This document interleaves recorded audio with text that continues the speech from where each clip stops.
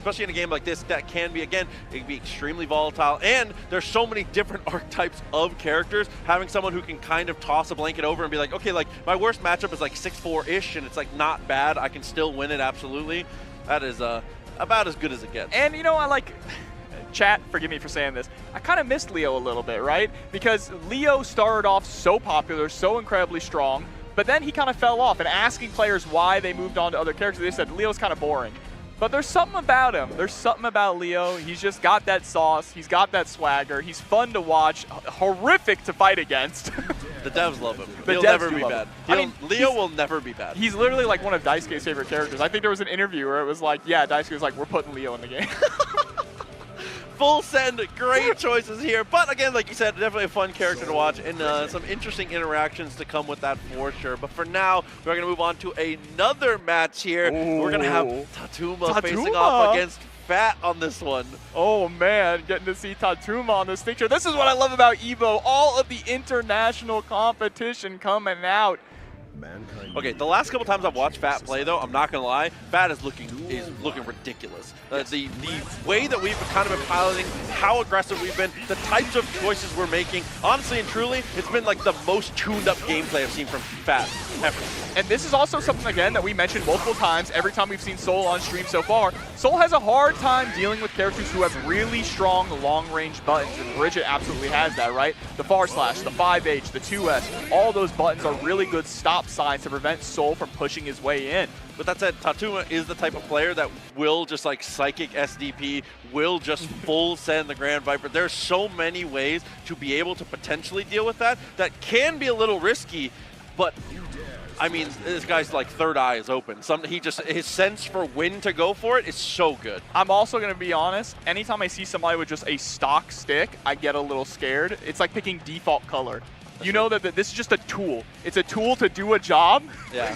And they don't care about the extra flair. Can I tell you something interesting about Tatuma that I noticed at Arc World Tour? What's that? You see that he took a sip of water before the match? Oh, was it? He's going to keep that water in his mouth the whole match. Yes. I always have thought that's interesting, and it's something that I've just noticed that he does. It's I don't know. Maybe it's like a focus thing. Maybe. You know, like some people have like tics that they do when they focus. Like for me, I kind of like, you've heard of bass face, right? Yeah. When people are like playing an instrument, you get that like face. The stink, It's kind of like that. For me, I always like end up rubbing my lips together, and then when I'm practicing combos for hours, I'm like, why are my lips chafing, bro? Oh, not gonna do it this time. Oh, hold on. Nope, here it is. Okay, so into the matchup here. Soul Bad Guy facing off against the Bridget. Definitely gonna be a tough one for sure. The movement can be threatened here. Bridget obviously a lot of the times will take to the skies and become a nuisance in terms of the approach, but Soul Bad Guy luckily has one of the fastest, one of the safest, one of the best DPs in the game, but not even going to see that there. It's 6S into the Wild Assault, both bursts off the table, but in very different manners. Absolutely, and a nice 2H there to get a mortal counter. Didn't go for the combo actually, instead went for the set play. Respect that decision a lot, and now has Tatuma locked down right in the corner. Love the throw, the return of the yo-yo, OTG, and the backdash baits it out with the PRC to close the distance. Another great choice here as we get back to the mid-screen. Oh, and the double back into the corner and able to actually get the wall break with the Roger Platinum Aura. Still alive though, and still has meter. Soul Bad Guy, one of those characters never out of it. Tries to wild throw, but we DP it. And again, the block! We are just I cannot believe how many good choices we've made in one damn round, Jobber. Fat just firing on all cylinders right off the bat. No warm-up needed here. Let's see how Tatuma is going to respond.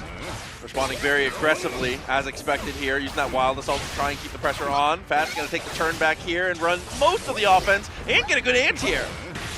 Never hasn't really gotten to get any good hits in. It's just been a couple of stray touches, and Fat has been in full control now with this pressure. That risk gauge is building up too, Proxy. He's going to cash in on it a bit. The spacing and the choice of normals in these block strings, if you've noticed, is also ridiculous. Do you see it, the angle that 2H hit from on that block string before he went into this? Oh my god. Unreal. And then the amount of damage there too. Fat with the fat damage, putting Tatuma through the wall and back into the corner again. If we blocked YRC and Burst, I was about to lose my mind. I was screaming. I was going to say, somebody's going through the table. 2H once again, though. 6H to try and plant the tombstone a little too far, and the overhead finds the mark. Fat is going to pretty handedly close game one. And the use of 2H here from Fat as well, running up not just as an anti-air tool, but trying to cover both options. Yo, we got VTubers with the Gundam hoodie? Powerful stuff. That is powerful. Can they actually see through that? Yeah, like, there's a little camera on it, right? It's actually super tight, yeah. That is kind of fire, actually. Oh, yeah. But as I was saying, the use of the 2H has been incredible, running up in the corner and throwing it at an angle where if Tatuma doesn't jump, it's still going to hit, right? So it covers both of those options. Again, it's at that like half character to one character length that we're managing to abuse that as we find the low straight on in. Forces the burst here. First time Tatuma's used that burst defensively. It's been all Wild Assault all day so far. With the run-up throw, ring around the Rosie. Right. But Tatuma finally able to bait out a DP, and this is what happens when Bridget loses control of a match. And that's just kind of what happens when Soul gets in control of the match. With their powers combined, you already know the health bar is going to go all the way out. But the command though after the Roger, great use of the super. Never seen that before either. Tries to go for the rock to maybe again, but actually gets the anti-air. Mistimes it though, the charge dust, the combo didn't work out. YRC, buy yourself some room, 50 meter, and tries to wild throw. Again, it's avoided. But now backs up against the wall here. Tatuma trying to stick out that 6H to plant the tombstone, but it's going to be your own tombstone that's planted here. Missed out on the punish kill, but still was able to pick up the pieces here. Fat's doing a great job of, even when these situations turn into miscues, still being able to, you know, actually extract the value from it here. But unfortunately now, the DP finds the mark. Tatuma had some offense, but unfortunately nothing to speak of now. Nice 5P for the anti-air. Going to be able to get that offense back, especially with the wall break here. You know what, you love it, Tyrant Rave! 50 meter in a dream here for Fat. Wakes up and just blocks. The defense, YRC timing on that is impeccable, but the DP in response, back on offense, taps the dust, and of course that's gonna be, no it's not enough. Yeah, but this is still a difficult comeback for Fat to make, right? You have to FD basically everything. Nice moral counter with the 2D. How much can we carry this? Anything will do it now, but Fat not deterred in the slightest. Command movement does come through. The return of the yo-yo actually forces the burst here. Fat still in a pretty decent spot now, but there it is! Drops the knee on the quick little Tatsu and a deep breath out as we survive. That's still a huge win for Fat. Getting the burst out that late into the round puts him in such a strong position. Look at this, there is nothing in that gauge for Tatuma. Yeah, not even for the defensive choices either. Tatuma's just so good at using Wild Assault with the tap dust. Once again, doubles up with the yo-yos here. A beautiful choice as we get closer and closer to the wall. The JD gonna be blocked, but still, how do you escape from the corner here if you're Tatuma? Oh no, gets a throw, the OTG, anything will do it now, but after the dust, goes for the DP. Oh wow, great job catching the Kickstart My Heart there with the 5P, and he gets the wall bounce too with the Fafnir. They say you're gonna try Wild Assault me? Me? Fafnir, what else? 6P into the RC, but is it enough with the extra wall break damage? It should be. Just enough as we swing the heavy there. Oh. This is an insane set so far, Proxy. Oh, we're just going straight back in. No time to breathe. Dude, not coming up for air. We're going straight back in here. Close slash, almost at the mark. The GP is blocked. Oh my god, we're already bursting. Both of them are just so incredibly active in neutral, really swinging for the fences. These 5Ps have been how Tatuma has really been able to stop Fat from approaching and start to build your own offense, steal your turns. Oh, I love that little delay. Ends up finding the throw. Strike throw seems to be a bit more the choice as the DP is going to get baited. And the round is going to go to the wayside here. Tatuma, that's the first round where it's felt like he's had firm control. And also now, the first time they've been ahead in this set as well. One round over Fat. Still, doesn't have burst going into this next one because they won it so quickly after bursting. Let's look at the confidence in the choices we're making now. We get the Kickstart My Heart. Whoa, that was gnarly looking, but somehow Tatuma blocked it. Golf claps for defense, we love that. Sets up the yo-yo and looks for the throw, and dude, initiating and teching throws in this game without meter is such a tall task, and as you can see there, it's a quick punish and a quick finish. Tatuma gets 2 in a row, looking to make it 3 if he can, but for now it's back to character select for a bit of a slowdown. Bro, the Paracelsus army is in the back. We got 3 different ABBAs, 3 different colors. That's crazy. They all look so good. That's my worst nightmare to run into. Walk into a dark room with 3 Abbas. I'm getting downside. It's over. 2-1 to Tua. Doing such a good job at bouncing back now. Can we manage to continue this momentum? Game 5 potentially on the horizon for Fat. You need this. One of the big changes that Tatuma has made has been completely disregarding wild throw. Early on, we went for wild throw so often, but Fat got out of it every single time. Yeah. Not only that, but also the 5Ps. The regular strike throw as well as the 5P checks, just like that, even there. The coach for the 5P recognizes it's not going to have time, and depending on which angle you're going to go with that dash, 5K beats all of them. I really like that choice again. And now look at this, Tatuma firmly in the lead. Looking like they've kind of gotten a bit of a download going here on Fat. Gonna break the wall with the Fafnir.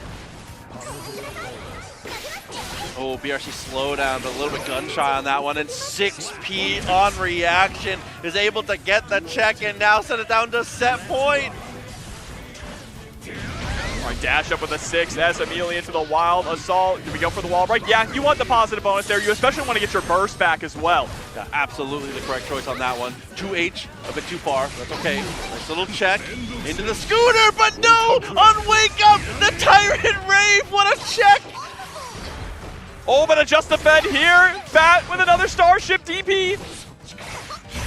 Okay, what else? Wild Assault guarantees the yo-yo setup. What a deep flex shield to push back the rolling attack just enough to see it coming. Fat moves on. Excuse me, Tatuma moves on. Oh, dude, Fat with some great decisions in the ending situations there, but Tatuma's adaptations have been absolutely too good. What a way to bounce back there again with Fat just absolutely dominating the early stages of that one. I got a little too excited there at the end. Listen. It happens to the best of us, Chad, all right? But that was one of the craziest sets that we got to see the entire block so far. Just the adaptation, like you said, between the two and how back and forth they were early on. And honestly and truly, with the quality of that match, do not be surprised in the slightest in later into top 96 or in top 24 if you see Fat's name again. Obviously, going to losers bracket is a little bit rough and you have a ton more matches to play, but with that caliber of Bridget play, we might get to see her sneak into that top 8 with players like Fat at the helm. Coming up is another player that I know you and me would love to see sneak into this top 8, but they do have a tough road ahead of them, especially in this matchup they have coming up, but it is going to be a boy coming up on the sticks. Potemkin extraordinaire up against Juno Must Die. Yeah, a boy, definitely a player that a lot of people know. You know, showed off a lot of tech for a long time with Potemkin. In certain stages of the game has been like one of the flagship players for the character here in North America. Yeah, I mean, winner of TNS Offline, TNS 9, winning that on his birthday as well. I still feel like that's when he graduated from a boy to a man, but nonetheless, he still keeps the same tag. Humble player who will pop off if he gets a big win. Yeah, the energy is there for sure. We'll have to see what Juno brings to the table on this one again. We are actually deep into round 3 pools now, getting it closer and closer. Top 96, top 24, going to be coming on a little bit later. Again, with the culmination of Guilty Gear Strive tomorrow on the grandest stage of them all, 10 a.m. sharp Pacific time. It's going to be so good. And again, huge shouts to Evo and to Arxis for continuing to support the Guilty Gear franchise and for being able to put us into this position to be able to be. There was a time, Jobber, where I know that you specifically are one of those people who played Rev 2 for a very long time. Oh yeah. Considering that, knowing that Guilty Gear was going to get this kind of exposure and this kind of spot again, like, how could you have ever thought? Never could have imagined, because Rev 2 was always considered that game that people were like, oh, that's like one of the hardcore, hard games to play, and no one wanted to pick it up, right? So it always had its devoted scene, but then there was the time when Strive came out and we didn't have any kind of like way to play it other than delay-based netcode. Well, now, with how big Guilty Gear is, people are even going back and playing the older games. And we have an anime, we have some of the best music in fighting games. It's crazy. Well, with this, we are going to have Potemkin versus ABBA, and I saw the ABBA army that we have out in the crowd was popping off. They're excited to see their girl and their favorite key come up to the sticks. The husbando himself, Paracelsus. Bro, his deadpan stare kills me. It's just so perfect. He doesn't even know why he's here. I feel like him sometimes.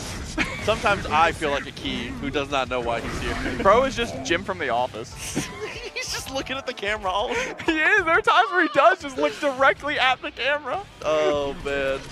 But here we go. Looking like we're about settled in and about ready to go. This is going to be a heavily armored matchup too, right? Donzai up against the slide heads, up against the hammer falls. Lots of armor to go around, but again, difficult thing here is preventing ABBA from actually getting into that jealous rage state, because Potemkin's a big body, which means those fuzzies are going to be deadly. And there's too many little things to point out in this matchup here, but I will say, ABBA has a ton of little tech to avoid a ton of common Potemkin traps from mid-screen. Just watch, regardless of if you're in transformation or not, watch like the 2 character length range that ABBA plays here. It's really interesting to watch. And you already saw one of the really difficult things too, is that when ABBA is in Jealous Rage, she has no momentum on her dash. She starts at full speed. Oh my god! Baby damage, but you know what? It's fine.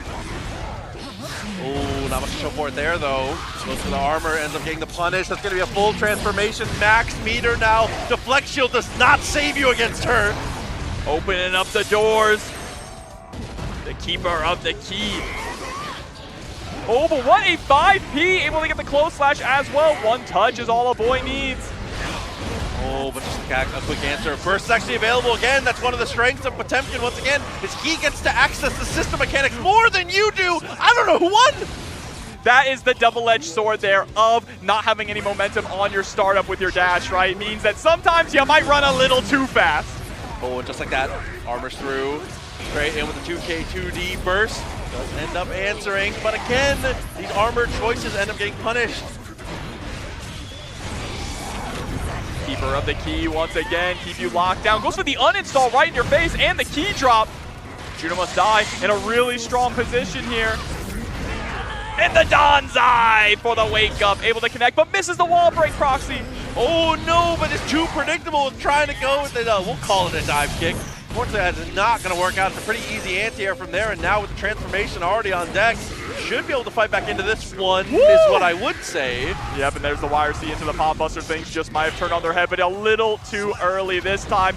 And the ABBA fan club cheering on their player. I'll say the ABBA army definitely supporting here, but the jump over the JH, a little too far for the Blue Wild Assault, but again, a great choice there in terms of starting the offense at least. The boy not looking happy with that one. Maybe an execution error of some kind on his side, or maybe thought he was going to get something out of there. Juno must die. Keeping that momentum going, pedal to the metal fully here as we're going to set up the plus frames again, but instead of plus frames, how about some damage on the knockdown? Oh my god, and is able to score the overhead, and that's going to be game number 1 just like that. Very good decision making to just lock down a boy in the corner like that. See, like I said, definitely not happy about the situation. We'll see how he's able to bounce back here straight away. Try to start with 5K, not going to work out as we find our knockdown and go for the transformation. But the gold burst coming out from a boy there, that's a pretty big win now. Has access to 50 meters, so Gigantor Kai is going to be a pretty good reversal option, but instead just using the armor from the Hammerfall. Oh no, and after the transformation, it's going to be the Pop Buster here. 100 meters, so next it might kill, but instead it's a reversal timing super. So we are throwing out these supers like crazy. Another Wire C into a Pop Buster. RC into the Heat Knuckle. Is it enough? No! Still alive, but just barely. Positive bonus here, and Karuta from max distance looks for the 6K, and it goes straight into it once again from that max spacing. It can be pretty difficult to press there.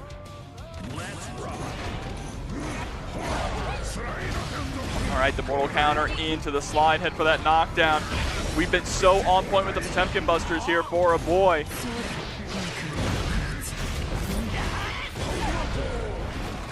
Straight up just commits to the armor. After the situation, reversal timing not going to work out. Ends up getting stuffed here. Straight away, the door gets open again. But the boy not going to get opened up. Instead, able to utilize the armor to strike back. Ooh, a little bit of a delay there. Tries to go for Heavenly, but she's too high up. Oh, and again commits to the armor, but on that one, it's landing a bit too high. Throw just in a weird spot now as ABBA maintains pressure, goes for the RC and gets the transformation. I feel like that's the first key grab we've actually seen all set. has just been getting into Jealous Rage in a multitude of other ways. Oh, that slick little movement on in, gets the poke and is able to finish here. The door is open one more time and the rounds are even. Juno must die, threatening a 2-0 potentially here. That is slick, and a boy with another head shake knows that you cannot allow your opponent at this level to get to a 2-0 lead on you. Smart. Yup, tried to set it up there. Unfortunately, it timed it just a bit, but the knockdown transformation straight in again with the Jealousy with a 6P in response. Very nice prayers up.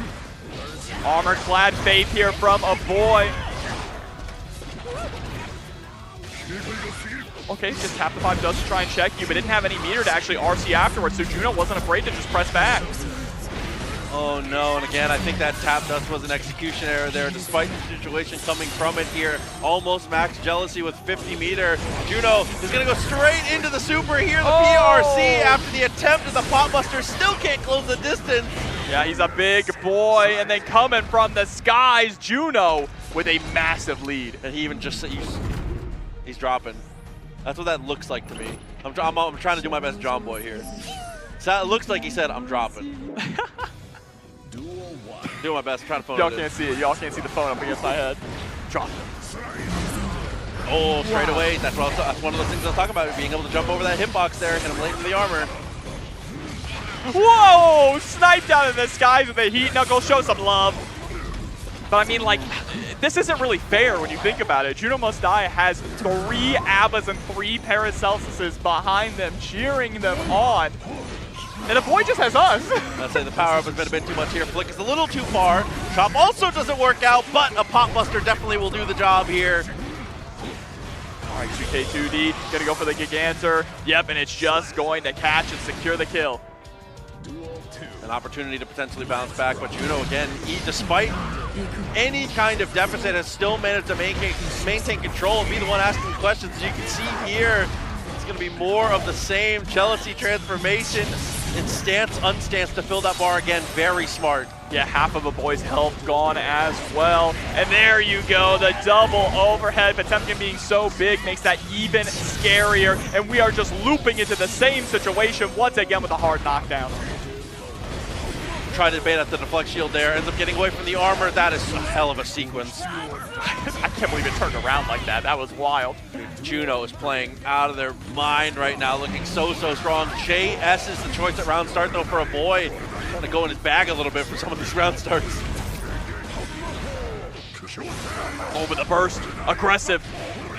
Yeah, boy recognizes that. You have to keep Abba locked down. Do not allow her to get into that Jealous Rage. And the best way to do that is just keep them backed up against the wall with a Potemkin Buster. You enter first hit actually OTGs, and because of that, because of the setup, is able to find the Potbuster there. You thought you were stuck in an active projectile? Think again, baby. This character, bro, he's pretty good. That's too good. He's pretty good. Juno, though, again, despite the situation. Uh-oh. Oh, we just got a PlayStation button hit.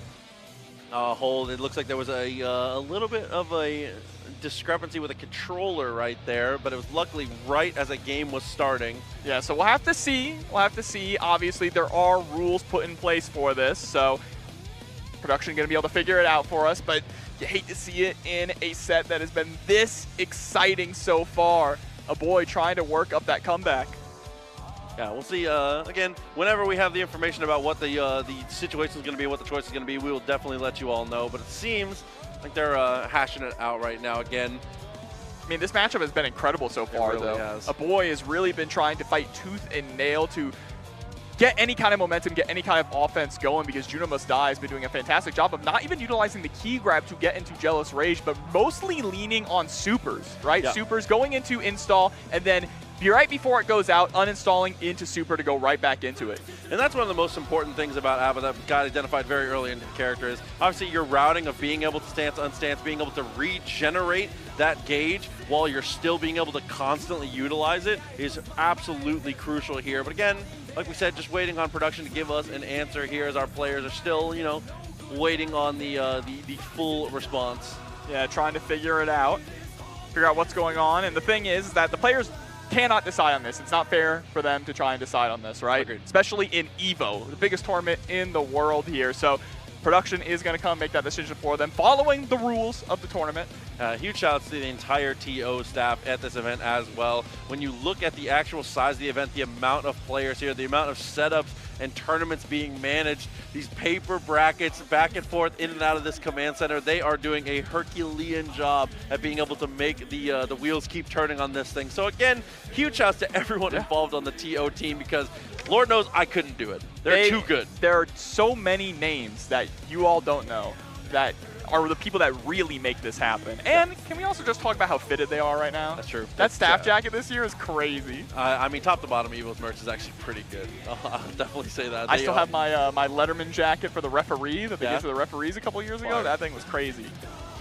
Super good decisions for sure. But as we said, we have the TOs up there right now. The game lead is on stage talking it out with the players to be able to decide and have a ruling. Again, the second we have an answer for you all, we will definitely get it straight to you. But as we said, currently in the set, it was 2-1 in favor of Juno Must Die. A boy did take that last game. The discrepancy did occur directly at the start of game 4. Right, it said ready, go.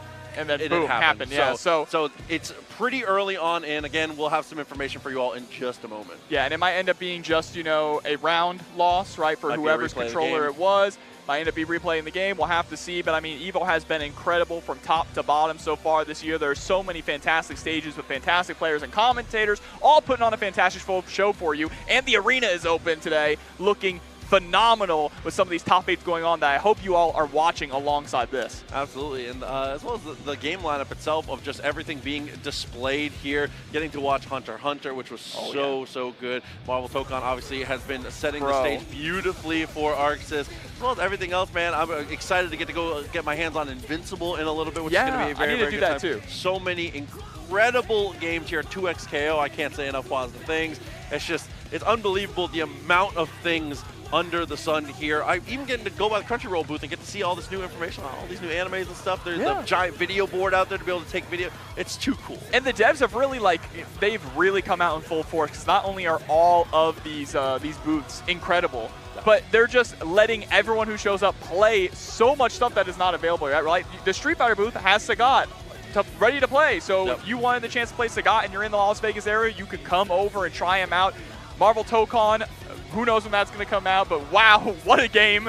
You all are in for a treat. I know Max and a lot of other content creators have been putting out some really in-depth details about that, so please check that out, because they are cooking up something special. And then Hunter x Hunter is playable here. The new Uni character is playable as well. Obviously, you mentioned Invincible Versus, with Battle Beast being playable here, the newly announced character. There is just so much unreleased stuff that players can get their hands on for the first time. As well as the information we're going to get on Guilty here, man. We obviously know about all the stuff that's coming through, but we're going to get a full trailer on, dude, so much cool stuff to get to witness, man. Again, huge shouts to EVO for being able to put all these things on, but I'm actually taking a look now. It looks like, again, the game is unpaused currently, and the TOs are off the stage, so I'm not sure what the fix or what the choice is going to be, but it seems like we are getting close to a decision here, if not having already made the decision. You know, listening to the music that's playing right now, you know how people love this part of Zato's theme, all the crying emotes. I cannot wait to just have tears in my eyes while I'm getting mixed up while I really want to stay at your house is playing. That's you know true. What I mean? So just to confirm with production, a boy is taking round 1. Okay, so due to a controller mishap there, so there was a slight disconnect here. So it looks like a boy is going to hit one time on Juno, and they're going to let the timer run so the resources don't get too crazy. So it's going to be no burst on either side. One round in a boy's favor seems to be the situation now. So the set will resume from there. So it's going to be round 2 of game 4. Okay, looks like they are going back to character select here, so to jump in. So we're going to see how that's going to play out. Waiting for the thumbs up from production to get back and get started. But again, just as a reminder, it is Juno Must Die 2-1 right now. Does have that lead. A boy was able to take game 3, so was able to rebuild a little bit of momentum for himself before the stoppage, but looks like they're about ready to get it in. Time to jump back into it. Heaven or hell, let's rock. Let's rock. And again, first round is going to go to a boy here, so it's just going to be a couple pot busters, and both of them are going to be able to hold on to their full resources here. So it is going to be game 4, round 2, full burst for both players here as we are getting straight into our match now. This is where the game begins. And right off the bat, how's it going to play out? 5H, think might work out here. 5H again is able to space it out pretty well. All right, trying to go for that slide head. Nice far slash. Ooh, stance on stance. Worked out well. Commits with the armor. Had to go for the RC to keep himself safe, but there's the throw and the punish. Yep, it goes to the OTG immediately into the install here. What a sequence. Not going to be able to secure the wall break, but that's perfectly fine, right? Oh, okay. Maybe not right. Uninstall now, completely out of jealousy meter. This is not where you want to be as an ABBA player. Oh no, the situation's about to get messy once again. Pop buster into the empty jump. This time it lands with the throw, and that's going to be the game on the board here. A boy's going to be able to push a game 5. There were a couple of really cool moments there where you actually saw that Juno Must Die went for the parry that ABBA has, right, yes, in order to build up some of that jealousy gauge, but unfortunately just wasn't able to capitalize afterwards. Here we go, spending all of the burst just to stay close and push Juno to the corner. OTG timing there was very nice. 2K2D activation, force field for the one time. Misses out on the timing though. It's the match of the 2P for the answer. Now Juno here with a full stick of Jealous Rage. Finally able to get the opening with a punish on that whip by P. Following up beautifully. Still has a bit of jealousy, still has a bit of meter, more than enough to be able to end the round here. Tries to go for the jump away and tries to escape, but it actually manages just to connect. Yeah, there's still plenty of Jealous Rage here for Juno Must Die as well. A boy gonna get a nice Potemkin Buster, but can we turn this into a round win? Oh my god, we might actually be. Yeah, has the RC, is gonna hold on to it though. I really like this choice. It's gonna be 50 meter once again for the force field here. Burst timing is beautiful, and the door is open once again, but it hits! For the second time it hits! A boy must have been going for some kind of jump, some kind of special move. It wasn't slide head there because it looked like his feet was leaving the ground. Nice block, crazy block there. Unfortunately gets knocked down again. Oh no, you can't armor through a grab, Proxy. 6K, not gonna work out though. Yep. Dash up with the throw. But look at this, completely out of meter here. Can't even transform right now. Olsen has to find some kind of hit. There's the uninstall, and now is at point blank range. And with that, a boy is going to be able to take this to final game, final round. Oh, and that pop buster as the last hit on pixel health sets the tone for this last round immaculately, because now it's the last thing they're thinking about here. Strike is going to be able to pay dividends here, I do believe.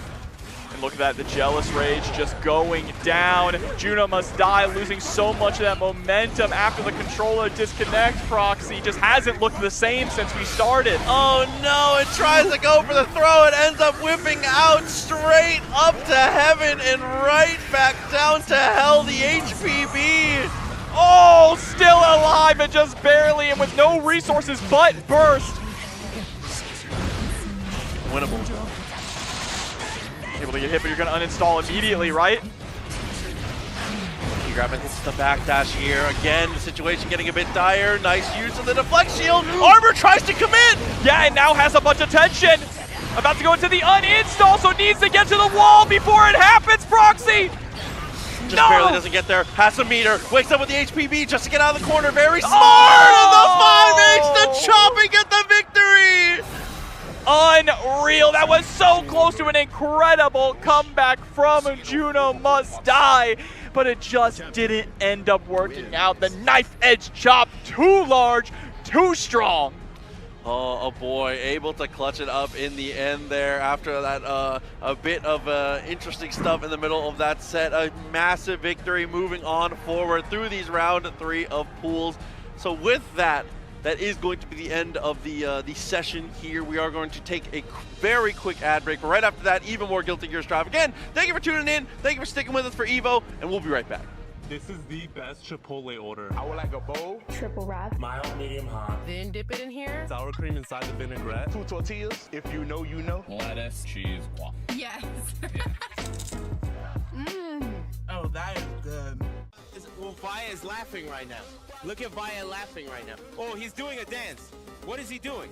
Man, he's just too ready, you know. Not today, man. Oh my God!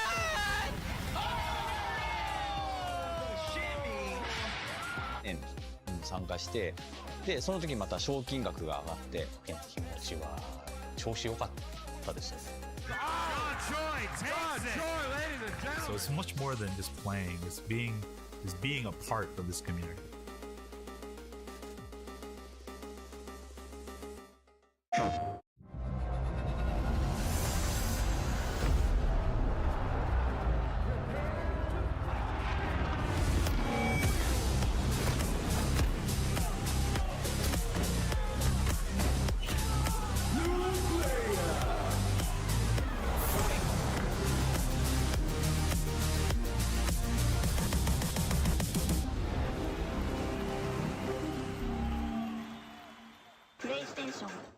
All right, Jay, you ready for this block? You already know. I feel like we've been killing it lately, and everyone's been loving it, but we gotta let the people know where we're gonna be at. Let's just do the meme real fast. You know, my heart meme, get the engagements and everything like that.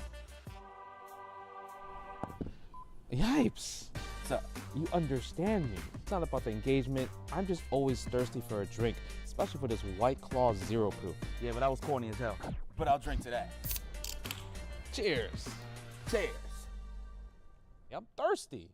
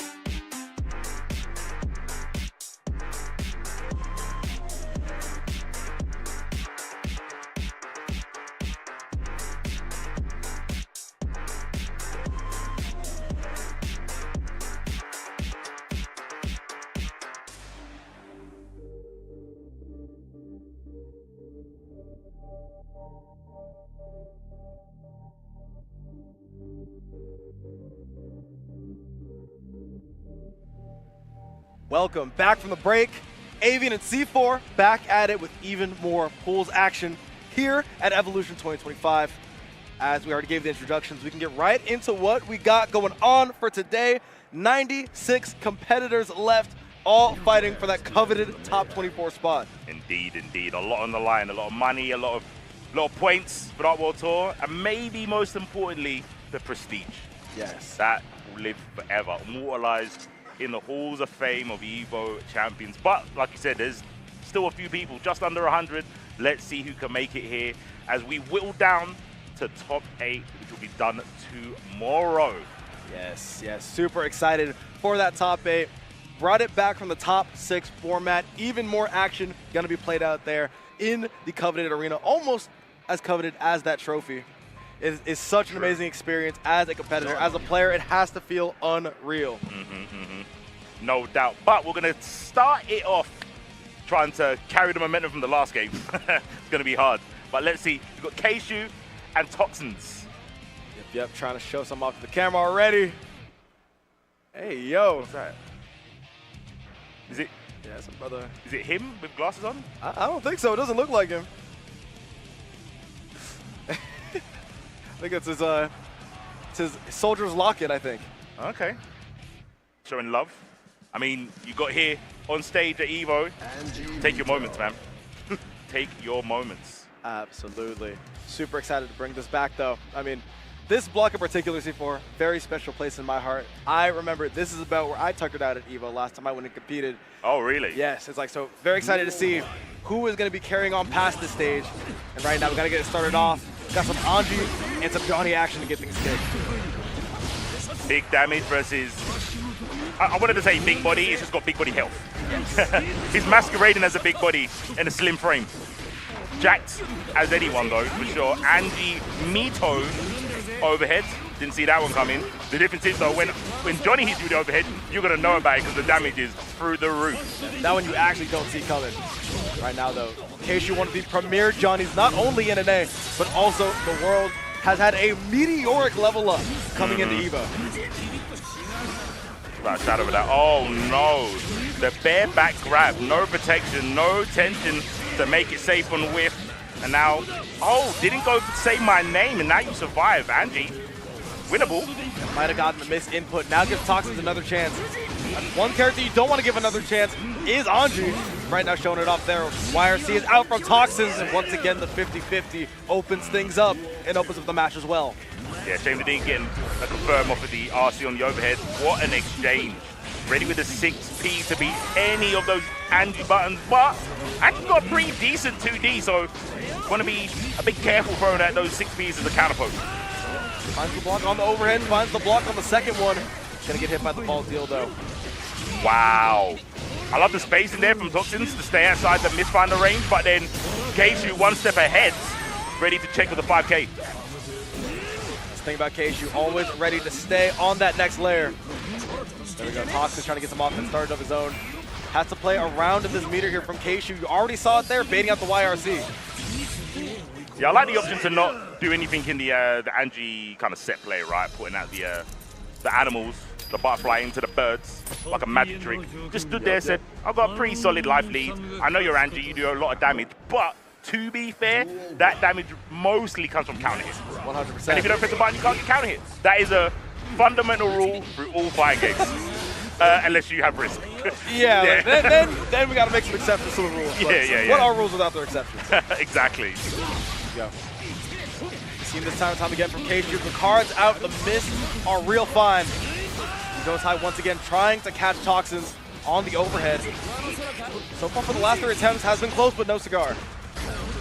Ooh, can hit 2S. I like that confirm. Let me check the burst meter real quick. Okay. Yeah, I thought he might be trying to lock him out from burst. Didn't need to, but I like to confirm. I'm not mad at it. Oh. Love that there. That combo is going to be more than enough to kill. Toxins now on the board. Clean stuff. And I guess going into overdrive that early made it so Johnny didn't build a ton of meter to burst in the next combo. Okay. Most of the people who do know Toxins know him from that incredible Cinderella run at the Arc World Tour last gen qualifier. Trying to replicate similar success here. So far, a roundup on Keishu in the second game, but Keishu pulling that momentum right back. Another check with the 5K. We've been seeing that quite a lot from Keishu. What can you do at Toxin? Maybe spin? Because I don't think that's been presented once so far. Yeah. So far, so scared to show that spin off. Might want to do it here as an attempt of desperation. Gets guard broken in the air. Has to deal with the RC in the card. Backdash up from Keishu. And once again puts this round right back into his control. 5K checked. Okay, he's got 5K too. Angie, old school, but a back throw off the IB. Pick a card, any card. Oh, not that one though. Not that one. The absolute worst time to go for the burst, and Toxin finds it. Honestly, more impressive than finding the good burst there. I think we saw that a little bit earlier with people just going, no, I don't want to interact with these card tricks. And as soon as they see you out there, and opting to not even try and engage with the guard crush, they just go, nah, YRC or burst. And it didn't end well for Toxin. What do you do? Yeah, I think maybe try and throw out a couple more, a couple more. I don't think I saw one, like I said, spins to try and beat the Mistfinder or the 5K, because Angie hasn't got the explosive speed to jump scare you from that range. You have to do like Fujin. And you saw earlier, you can see Keishu's okay with not pressing buttons because they understand. Counter hit is how you lose against Angie. Don't get counter hit. Yes. I mean, there is definitely some damage potential for Anjimito. I mean, said the character's base damage still hits like a truck, but so far, Keishu is giving Toxins just about 0 clean hits. Yeah. You gotta start going for some of those risks, even though, like you said, getting thrown out of spin might feel a little bit bad. If there's no meter, it's a risk that you should be willing to take, especially in a matchup like this. Yeah. Oh, can they hear us? First thing he did round start was spinning it one. Maybe deep down I'm an Angie player. Maybe. Oh. One too many. Oh! That fan's getting real tricky, getting over that K-Finder. I love that they're now not scared to represent some of those overhead options. And Keishu trying to take the wind out of the sails immediately. What an air throw. 6B doesn't get the low misfinder, stood up just in time. Card on the ground. Oh no, it's not yours. Don't pick it up. Fold them, fold them. Don't raise. Back dash. Gonna get eaten up. Toxins right now getting eaten alive by this Keishu offense. So relentless and has so much meter to put behind it as well. Gets caught low. And now Keishu, what the move? Sitting at set point. Nice counter poke. Try and beat the 6P. Delayed with a big button. Mr. Finder. I love it now. Keishu taking such good advantage of the dash there. 15 frames, so hard to react to it in neutral. Oh, we are going ham right now. Toxins with the decent damage. Still has Mia and positive. This is a good look, is what I would say. Got to get out of dodge. That card is still there. Getting counter hit, and you see the pickup. Okay, I think Toxin, you don't want to do counter RC. Oh, that was reversal. That must have been counter, right? Oh! Oh no, and the burst by Keishu as well. Not quite sure about that blunder. That, respectfully, that was I am Himothy. That was a Keishu I am Himothy. I've been winning. I'm going to burst here, even though I really don't need to, just to clutch it out. Now giving Toxin a kind of lifeline to bring themselves back into this match. It could have also been like muscle memory, right? To be like, oh, I want to stop the damage before it happens. Man, could have been something like that. Could have been a heat check as well. Regardless, though, Toxin's getting another chance of life here. If you want to start a comeback, you've got to start it from game number 1 that goes to your side. Not enough with the cards. Oh, I was about to say the life difference is huge right now, but don't think Andy can't equalize it in a split second. Oh no, and the Mistfinder OTG! Sticking out the fist is Keishu, the crispy 3-0 and a hug to end it off there. Keishu is going to be advancing on the top 24 on the winner's side. Yeah, it's a hard not life for the Andy players, right? They've got all the health to make these reads. Kind of. I feel his quirk, like his unique trait of being able to take and tank a lot of hits, is slowly getting power creeps as the damage of other characters is getting higher and higher. No, for sure. Yeah. I mean, like Anji has always been a character, like you said, needs those counter hits, needs that risk reward to be ever so slightly in his favor in order for him to get anything going, right? You need to get those spins established. You need to be able to say, all right, well, I want to get you to a point where your mental is so stacked up that I can just start hitting you with runes whenever I want and inevitably get that counter hit that blows the round right open. Yeah, no doubt. But now it's time to blow up your stream with some ads. It's got to be done. It will only be a little while. I swear down. I promise you. So stay tuned. See you guys on the other side. That sizzle, that's the soundtrack of Chipotle. Literally melt in your mouth tender. Let's see our chicken glistening, our fajita sizzling. It's magic happening. And this is gonna be in your bowl. This is it.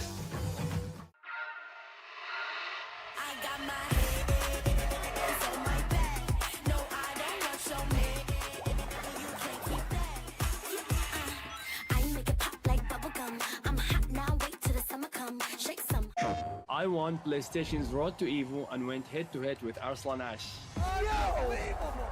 I won PlayStation Road to Evo and battled against Sonic Fox. I have never seen that in my life. To compete on PS5, choose your game, find PlayStation tournaments, and register. It's that easy. Sign up for PlayStation tournaments for opportunities to win unique prizes and much more. PlayStation. Whether it's sunglasses outside, blue light glasses inside, or night driving lenses in the dark, Zenni has affordable eyewear for everyone. Get 10% off at zenni.com.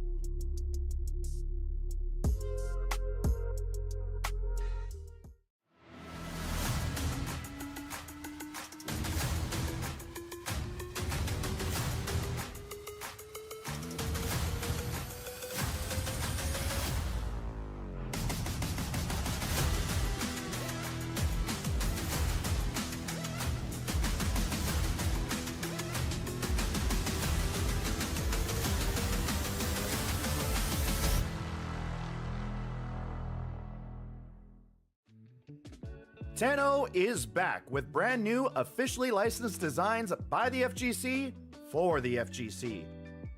Our vendor booth will be open across all 3 event days, and if you won't be at EVO in person, the full range of products will be available online at merch.10-o.gg.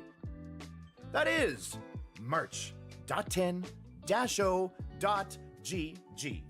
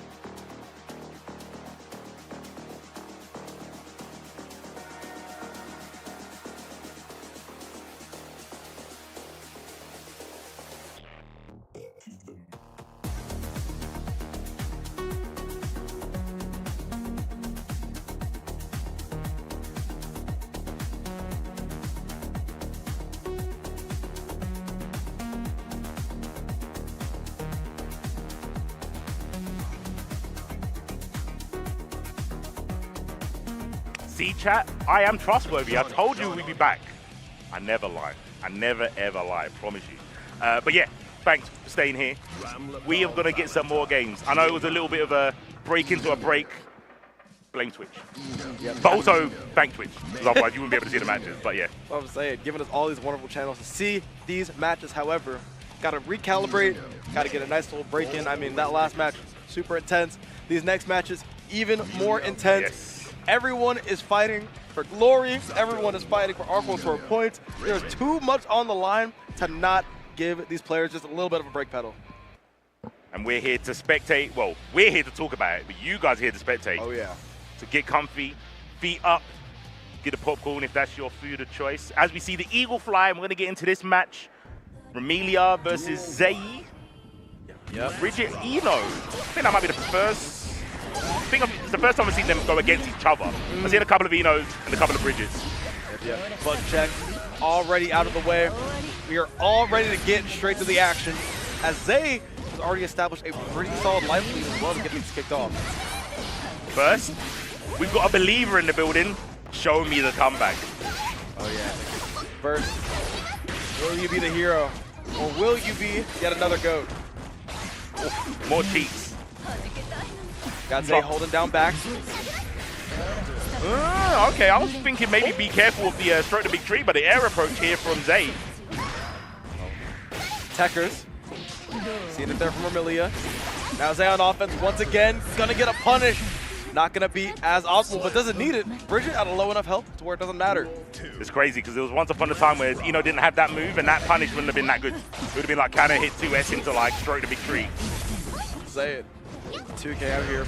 Zay with the clutch backdashes. Already falling out once again. Another combo. So far, Zay has been in complete control of this first game.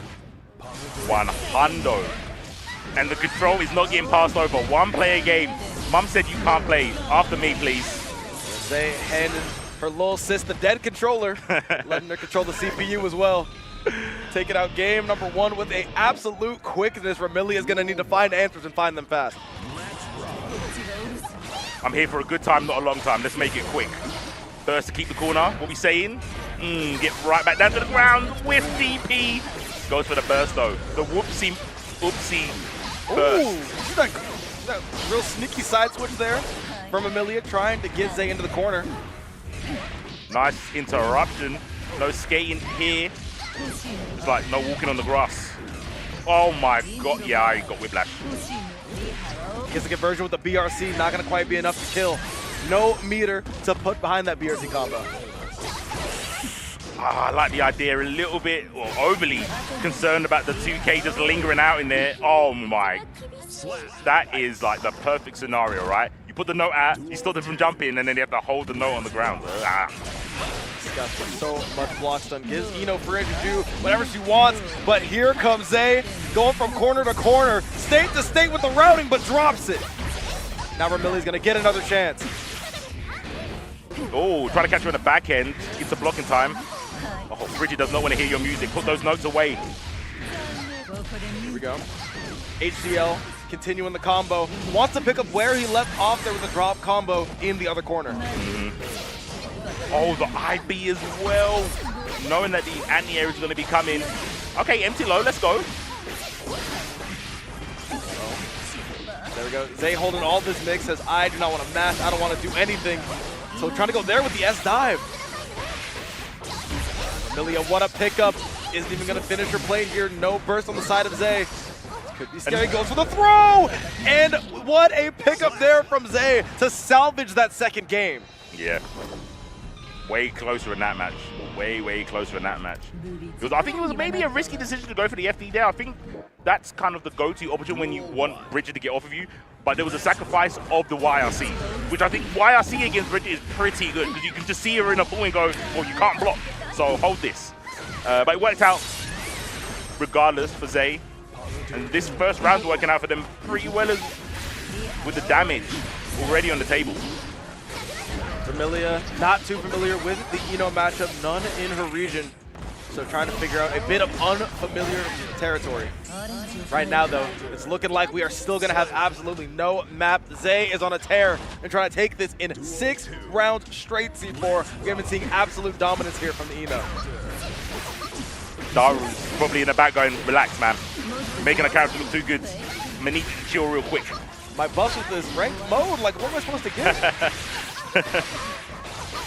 Stick to the agenda. Absolutely. Okay.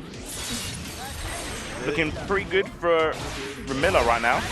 Like, gets a little something going here, drops the combo, ends up picking it up there. No real room to run for Zay. With a perfect as well. Break that momentum. Oh no, trying to go for the 2-8, and what a punch there by Zay. Once again says we are going all the way to the other corner, and you're going right on through that wall. What great routing coming out here from Zay. BRC kill the neutral. Nice confirm. Oh, okay. Purple beats. I don't even know how that purple beat it at all, but that's why Ramilla is on the stage and I'm not. True. Oh, put himself in the corner. Oh, we're swinging though. You have to find a place to burst, and it's looking like you aren't even going to get a chance. The clean sweep for Zay. He's going to be moving on to your top 24. Indeed. Fairly well. Enos rise up wherever you are. Absolutely. Got some, so far, a couple of sweeps. Some dominance established before. It's top 24. Means, like I said, I love whenever you see 2 sides of a bracket. Go ahead, go for the sweeps. You got to see who's going to come on top in the next match. See whose dominance is going to remain. Yeah, no doubt. Yeah, we're going to... Oh, that is him. That is the guy with a dash light attack. Is that Beelzebub? No, that ain't Beelzebub. Belial? I think it's a Belial one. We're gonna have to see it a bit. Yeah. You guys will see it, don't worry. But somebody's gotta tell him it's the wrong game. Look, me, Hatashi won't mind. We're both old. So, you know, sometimes our memory doesn't work how we want it to. He's probably thinking, dash light punch, kind of like 6P, same direction, different input. Don't worry about it. It's close enough, right? At least he's on the right stage. He's on the right stage. Might see another Bridget, who knows? Or the Nago. Hatashi stepping up to the plate, going up against MJ Karusi. Is that Karasi? Karase. Karase. Yep, right there. However, though, I will say, just like pulling out the shirt, oh, that's the Abel is looking like, but Otashi, essentially known for his backer tricks at this point, always is going to pull out something, whether it's the character, whether it's the technology, regardless of what's there, it's always going to be something that you have never seen before. And you got to learn to deal with it fast, or you're going to see yourself at the loser side of the bracket. For sure. I have a real question, which I might ask production later. Yes. Hatashi is wearing one of his Evo medals. Yes. Does that qualify as like an Evo pass to get free security? Oh, it has to. It has to, right? It has to. Come on. I mean, it's obviously out of date because it's not 2025. But surely he can just flash that and it'll be like, oh, okay, you're not new around these blocks. You're established. I wonder if he can like get into certain areas of the venue with the Evo medal. I respect it. He's taking it off now though, so he's showing respect to his opponents. Yeah. He said, listen, we are on equal playing field right now here in 2025. Johnny coming in through the desert. Hotashi trying to show why he has been the big dog on campus for years. And MJ coming off of a Monsters Evo run last year, just a smidge away from that top 8 finish. Now trying to run it back and get himself an Evo medal to match his opponent. Put that hat on. Oh, he's coming in with a Halloween costume, looking like a pumpkin with the orange get up. Gotta see if the pressure, if the defense is gonna be as scary as the getup that Johnny's got on. Now, if you know MJ, you know that is very much on the table. Oh, well, congratulations to Hatashi for winning the first round. Oh, congratulations to MJ for making a monstrous comeback against the burst out of Hotashi as well. Block the card, YRC, yeah, doesn't want to take the guard break. Almost caught the backdash there, got closest. Maybe he was fishing for a far one. Oh, got counter hit with the K, no. Tossing in that guard, crush state, goes for the throw as well, and that's gonna be the kill. So much blood means it's gonna be so much damage for Hotashi. What happened? He got the bite and then his cholesterol was through the roof still somehow. I don't know why it was so high. I think he whiffed like one Fukio and that was it. Not enough fruit in the diet, it's looking like here for this Nago. Yeah, break the guard. Oh, Rensen. Blowing up all the buttons. Back dash, back throw. Oh, we might be back in the game. Oh, oh, and my goodness, and that reversal super is gonna connect. MJ Karase not quite out of this yet. Oh my, yeah, that was so awkward to try and anti-air. 2H of 6P.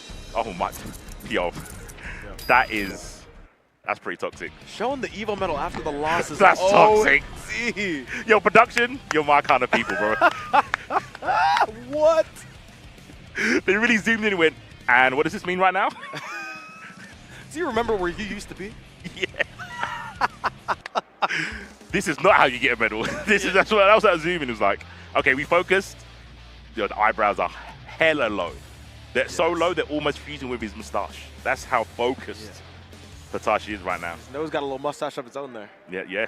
Needs to start twirling it, coming up with a dastardly plan. That's what he needs to do right now. Trade.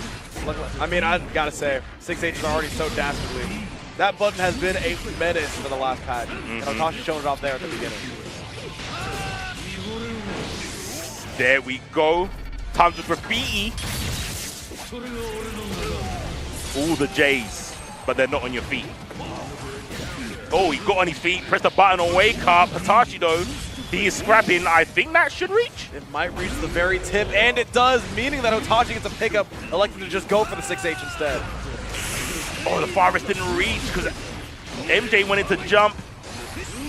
Oh no, this is nasty. Yeah. Just at a loss for words right now. I gotta say, Hotashi said, listen, I just probably got back from playing Rev 2. I thought I was done with this top tier Johnny nonsense, but here we are yet again. Oh my god, put yourself into the counter hit range of it, Dust. Oh, we're fighting back. We are scrapping. We're a medalist, never forget. Now, if you're in Hotashi's shoes, how do you navigate the blood in this last moment? So far, it's looking like there's just about none, but now MJ is up to the plate, going to bat and scoring a home run with the Joker trick. Didn't break the wall from the super. I think that worked out a bit better for MJ, to be honest. Oh my, that was slick. That was slick. You see the stoicism though? Regardless of getting hit by the straight carnage from Hotashi, MJ is not phased in the slightest. Oh, the backdash on the far S. Where are the active frames? Please. Tech, straight back into the S. Taking a gamble. Backdash throw. Uh-oh. Throw. There's the high. MJ with the conversion, and MJ reminding y'all what the man in the orange hat's name is for going right through the wall against C4. Puts the card out, backdashes. Doesn't have to take the guard crush. Wow. Oh, 5H doing so much damage. Putting Hotashi in a very awkward situation here, not too much blood to move. YRC is going to be step number one. Gets a slight conversion there, hit confirming into the 6P. No reward afterwards. Oh, got caught in the backdash airborne, and that's going to be it. MJ. 2 games up. Yeah, a thriller that one was indeed. I see what you're doing. Now, Hotashi needs to rob this man, needs to be a smooth criminal. Is he going to go to the Bridget?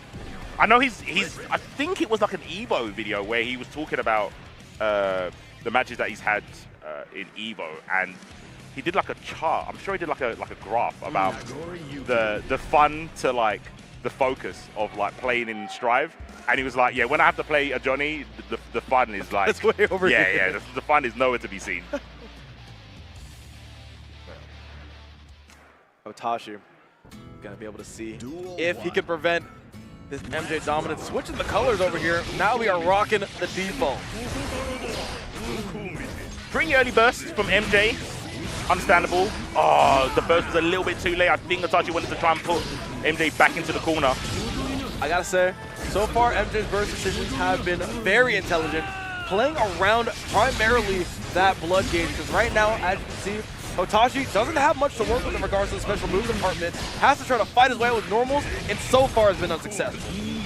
Oh my gosh, Hotashi must be thinking, what is going on? Every time I get a sniff of a momentum swift change, he does reversals.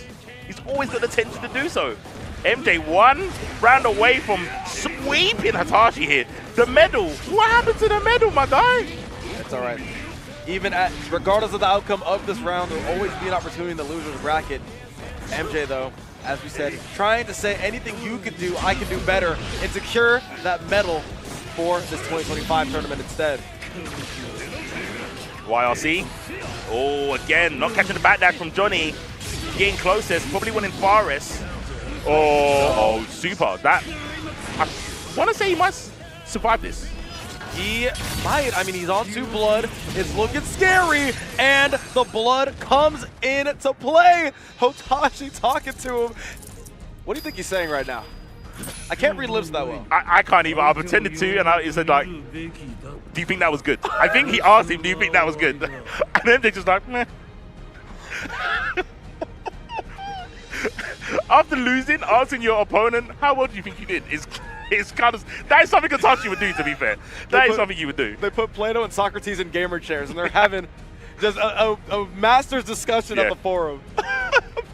Armchair philosophy, bro. Like, how do you think you did? Do you think that what you did was, like, good, bad on the scale? Do you think it was morally correct what you did there? I think that's what he's asking. I think my favorite part is that you could kind of tell that the question was, you know, about the quality of the gameplay. Yeah. Because immediately MJ shrugs and just sits with the most straight face I've ever seen. Yeah, it's probably something like, were they BGs or GGs? That is the question. They were G's, man. They were, yeah.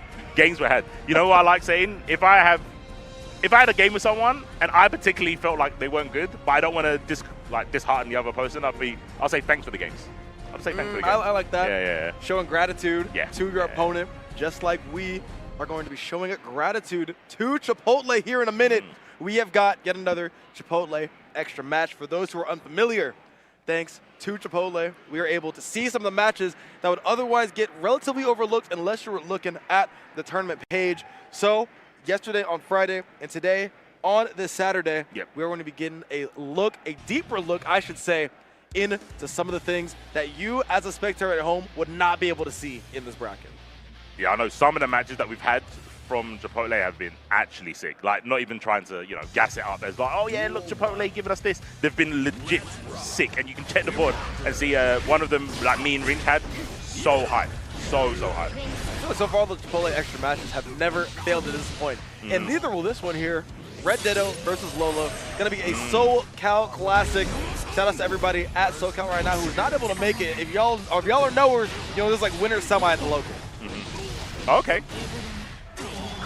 Playing right now for something a little bit higher than the usual $20 prize pot for local. Only a little bit. Marginally higher. Oh, the defense. Oh, didn't block high as the dust connects. Almost a perfect. There's a sliver of health taken away from Ditto's health bar. But, wait, Ditto's sponsored by himself. Why is it Ditto, Red Ditto? Is that? Listen, the one thing that I was always told is to bet on myself. Red Ditto taking that advice to heart here. So far, he's paying himself some dividends as well. Has barely even been touched by Lolo, despite the offensive prowess of Gold Lewis. Where are the BTs? You need a behemoth. Oh, and as soon as you get one, it clashed. Oh, no. Lolo right now struggling to get anything going. That's one of the things that does like about playing your locals, though. They are so familiar with the matchup of your character, and Red Ditto showing that off as example A right now. Could spin the bar. Oh, sorry, no, doesn't have bar. It's Lolo with all the meter here. So far, not even going to get a chance to spend it. Too much cash in the wallet and no goods to show for it. A quick 1-0 for Red Ditto. Yeah, I mean, they're pretty much in cruise control, right? After winning a fairly big tournament, let's say. Yeah, since that day, I think they've been chilling. 100%. So far, though, Red Ditto, at least in terms of NA, one of the favorites to win the entire bracket, has done so well throughout the last few months and expecting to carry that momentum here in the EVO. There's a throw, no OTG, goes for the fade away. ID backslash and gets the perfect this time. Very excited to see if Lolo can put something on the board. Red Ditto saying, you know what, you will never get your wishes. I'm trying to make sure he has no chances to get offense started. Big jumping with a heavy slash. Pretty potent on the big body like Gold Lewis. There we go. Continuing the pressure. Gonna take Lolo through the wall and catch him mashing. Caught him with his hand in the cookie jar. Counter hit. We will be seeing many more of those, as we see right there in the 5P. Portabata to take him through and get the conversion as well with the RC. Good stuff for Red Ditto, now going up 2-0. Yeah, the gap is extending. Can Lolo start closing it? It's not looking like it, but crazier things have happened. Gotta see what Lolo can get going. Has full security meter. So far has not found very good applications. Red Ditto with the great 6B, able to react to that one. A little bit wonky there on the jump in, but at the end of the day, Red Ditto gonna win the interaction. Yeah, it looks like Lolo's trying to bait the approach from Ram. I think it's so safe. Oh my gosh, and then the cross up. Yeah, because it's so safe, I understand that's what you want to do to get the BTs to hit, but I feel like you just gotta push the advantage. Oh my, did the super PRC and still got hit. Okay, back throw. This is good. If it's gonna happen now. Trying to bet the YRC, I believe. Didn't even go for it. Didn't need to. Backdash by Red Ditto, and there is that matchup knowledge coming to play. Finds the perfect answer on defense, and now is sitting on set point. TFT's finest, Red Ditto. Listen, if I told you how many games of TFT he has been queuing all weekend, and now is going to come in here and tear up the bracket, it would be absolutely absurd. All right, throwing a few bullets Ram's way wasn't enough, not going to stop the approach. Can Lolo string it together around here is the real question. Finally catching up one of the anti-air attempts from Red Ditto. Oh my goodness, the active frame of the JH. So ridiculous, and Red Ditto able to take advantage. All right, BT cancels, here we go. Out of security though. Oh, the 2Ps were hitting, just didn't believe and couldn't combo into anything else.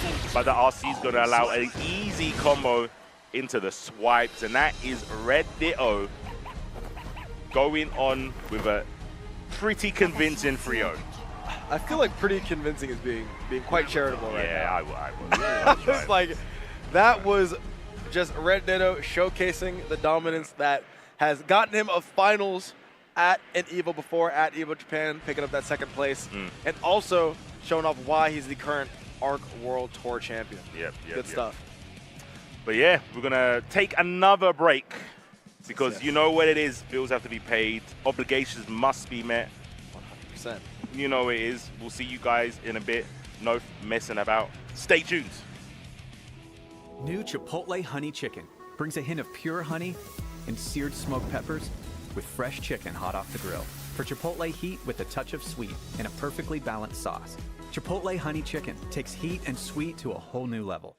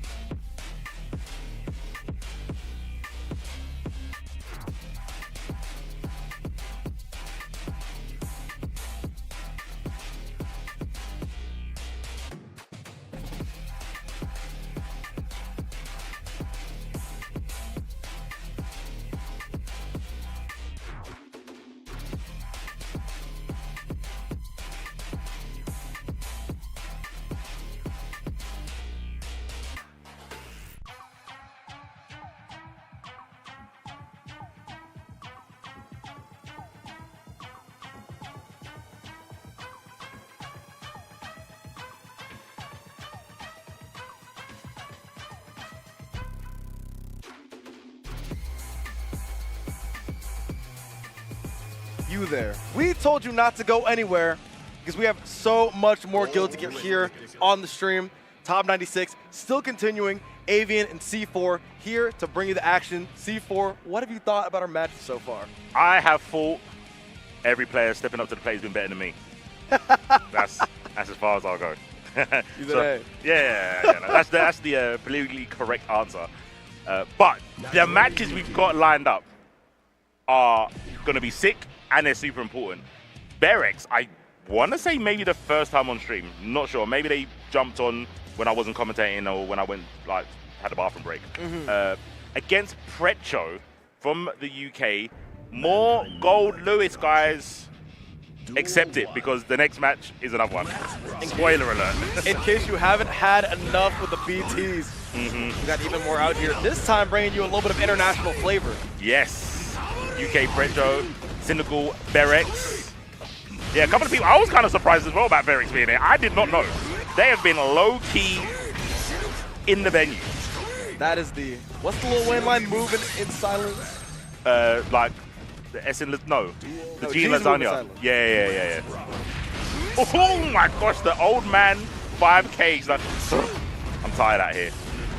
Counter poking whatever Berex pressed. Pushing Berex right back into the drone.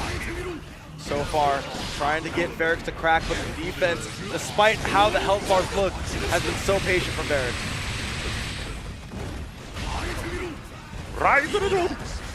Jump deep. Oh my gosh, the P's looking for the burst. Berex didn't give it up that easily. Fighting with it in hand. But the next hit basically kills The hard read there with the 2H, trying to get in Pretro's head early, and so far doing a good job. Oh, that was sick. Yeah, I saw it.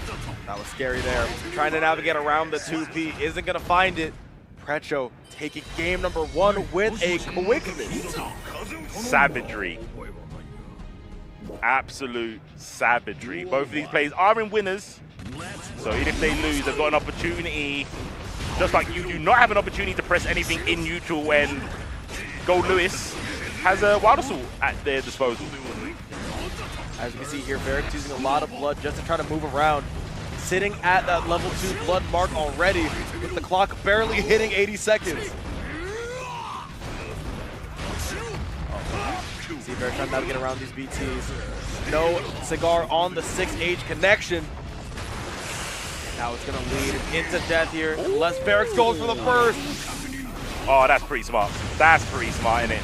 Oh my, I think it whiffed. Tries to put the mask back on in time. Pretro taking a deep breath, trying to make sure that she can keep her composure, trying to take down yet another previous champion. Yeah, that's facts. That is facts. Going for a little bit of the left-right mix-ups. The guard break's so scary, but one of the more underrated parts about Gold Lewis are the mix-ups that he unlocks. Trying to get that screen carry. Varric gets the fight. He should win the fight. Let's see if Pretro has anything to say about Jangle. She hasn't got anything to say. She knows. Tape over the mouth. Yeah. Varric's finally putting a round on the board. Starting to show some signs of that adaptation, excuse me. However, this offense from Pretro has been so scary, putting Varric in some scary binds and showcasing one there. What a route to get as much damage as possible on the table, and now Varric is sitting at a blinking health bar. Oh, taking a lot of guard break damage. Oh, winnable? Have to work around the tension. Goes for the burst? This is winnable. Very polarizing decision though, C4. I'd say regardless of how this momentum looks right now. Oh, got a frame trap. Pulls the burst up from Pretro.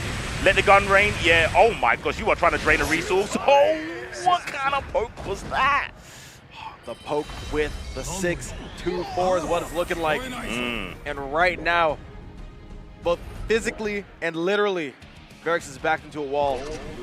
Going back to the character select screen, do you think we're going to see a change to another character, or do you think that the 2024 champion just needs a little bit of time to breathe? Breathing time. Yep.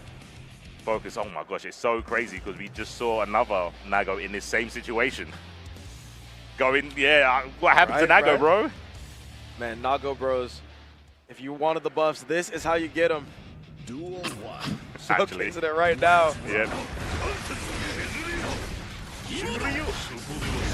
Oh, wow! Slow slash anti-air has such a high vertical hitbox. Varric's so smart to utilize it for those anti-air properties. Samtro Gaming, here we go, level 2 Bloods. Keep that space, don't want this character anywhere near you. Almost got the whiff punish. This is a legit walking simulator right now. Oh, that was a clean 5K. I love it. Most Nagos would try to high roll there and try to get the hit that they're looking for before they pop.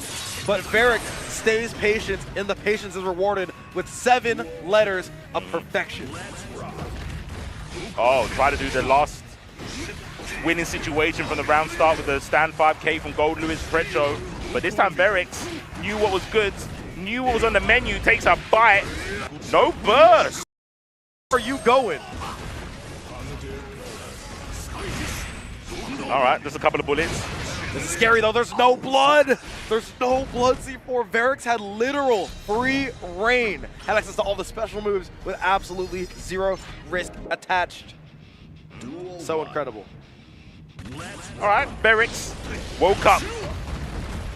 Definitely in this match now, jumps away from the throw. Burst from Pretro, stay in the corner. He's kind of playing a little bit more tentative now. Uh-oh, what are you going to do about these 6Ks? Looking like the answer's going to be nothing. Swing, big 2H. Can't miss that target. Ooh, this might kill here. The 6H doing so much base damage. What happened? Oh! Throws the wild assault. The heat check from Varix is successful. What went through Varix's head? I need to understand. Oh my gosh. You know what it was? It was a song. The champ is here. The champ is here. Oh, only level 1. Those normals aren't looking too Samsho right now. Gets the burst. Pretro, what are you going to do with this though? Need a bit more momentum. 6-2-4 once again. Pretro trying to utilize the space that gives her. Now though, just getting chipped down by these normals. They're spending so much on the FD. No YRC is on the table. Maybe even for the rest of the round. Doesn't even need it though. Yeah. Yeah, Varix. I think when Varix is playing on form, they probably have the most impeccable defense in Strive. And that's not just about the blocking, it's about knowing when it's their turn. It's about establishing that, oh, my opponent's bored and they're trying to think of a new way to apply pressure, and then they strike. Spacing as well. There's so many key elements to defense that you don't notice, but you see in full effect when Varix is there. Chasing down the backdash once again. Chasing down the backdash once again. Varix, where are you going? Trying to get him low. Not gonna find it. No frame trap there. And once again with the throw, we're going to a Metal Concert C4. Too much headbanging. Addendum to what I said, defense is good, but throws are unblockable, so you know. No blocking allowed. No whiffs on the 2-wage. That could be a fatal error here for Varix. Oh, Pretro can smell the blood, even though Nago's trying to get it from Gold Lewis. The corner position. I don't know if Varix is going to get an opportunity to burst here. This is some good damage. The next hit, JD, met air to air, goes low. Another JD, good block of the FD. Big jumping from Varix, trying to fight back. Has Gold Burst on the table. Tries to go for the fight, and goes for the burst. Gonna get blocked by Pretro. And now Varix gonna be on the loser side as Pretro continues on with his winner's run. Yeah, winner's run. Like I said, Varix isn't out, just going into losers. Both players, there was a little bit of a release of stress from Pretro, I would say, and Varix is like, I was close. I think it was just a case of, I adapted too late. Yes. I think it was a case of adapted too late. And then in the last round, Pretro just switched it up. So yeah, sick play from her. Winners still going strong here. Very curious to see how long this Pretro run is going to last. Yeah. Can't even really call it like a miracle run, a Cinderella, none of that, because even the tournament organizers predicted her to be in this spot. Yep. Yeah, definitely not a fluke, as expected. And like I said earlier, if you're a Go Lose fan, time to rejoice, because you're going to get some more. I was talking to Rinjan saying, why do all the Gold Lewis players have O in their name? Huh. You know, I would have never put that together. I don't know why I did. I've clearly got too much time on my hands. But we're going to throw that time over to the stage because we're going to get Cherio versus Daruino. I want to say for the narrative that Daru's just here to gatekeep and spectate, right? He wants to see what is potentially coming his way at the Arc World Tour, because if people don't know, he has qualified. The first person to qualify, kind of fit in because it's in, you know, his own country. He was going to be in Korea, and that's where he qualified in the EVO Japan. Yep, first qualification, going to be quite easily the best player for Guilty Gear from Korea. Has been so dominant ever since the last release of Guilty Gear. Yeah. Now taking his talents over to the next generation. The next installation, Daruino, you know him. Whether you love him or not, going to be how much you can tolerate Ino. Yeah, tolerance is definitely the best way to describe it. Cherio, no stranger for sure. Currently sitting 46th place on the Art World Tour this year with 8 points. Doesn't sound like much, but there's not been that many tournaments points-wise in NA, to be fair. And this is being EVO. There's a lot of points on the line, as well as a qualification spot if you do come first. Not an easy task though. Only a few can say they've done that. All you got to do is just get first at EVO, bro. That's all you got to do to qualify for the Arc World Tour. It's been done. There's a lot of people out here that have done it. Nitro, Leffen. Sure, and they are both in this bracket. Yep, I believe, they are. though, one of those, Leffen, actually is on the loser side right now. Oh, really? Yes. Maybe. Oh, okay. I mean, Start GG's been playing up a little bit, but I can see it. I know they went up against Kite. Yeah, I believe so. Okay. Duel 1. Right now, though, got Daru representing Paragon, representing Korea as well, and then TNS's own Cheerio repping big North Carolina. Gonna be duking it out. Oh, the confirm from the chemical. You love it.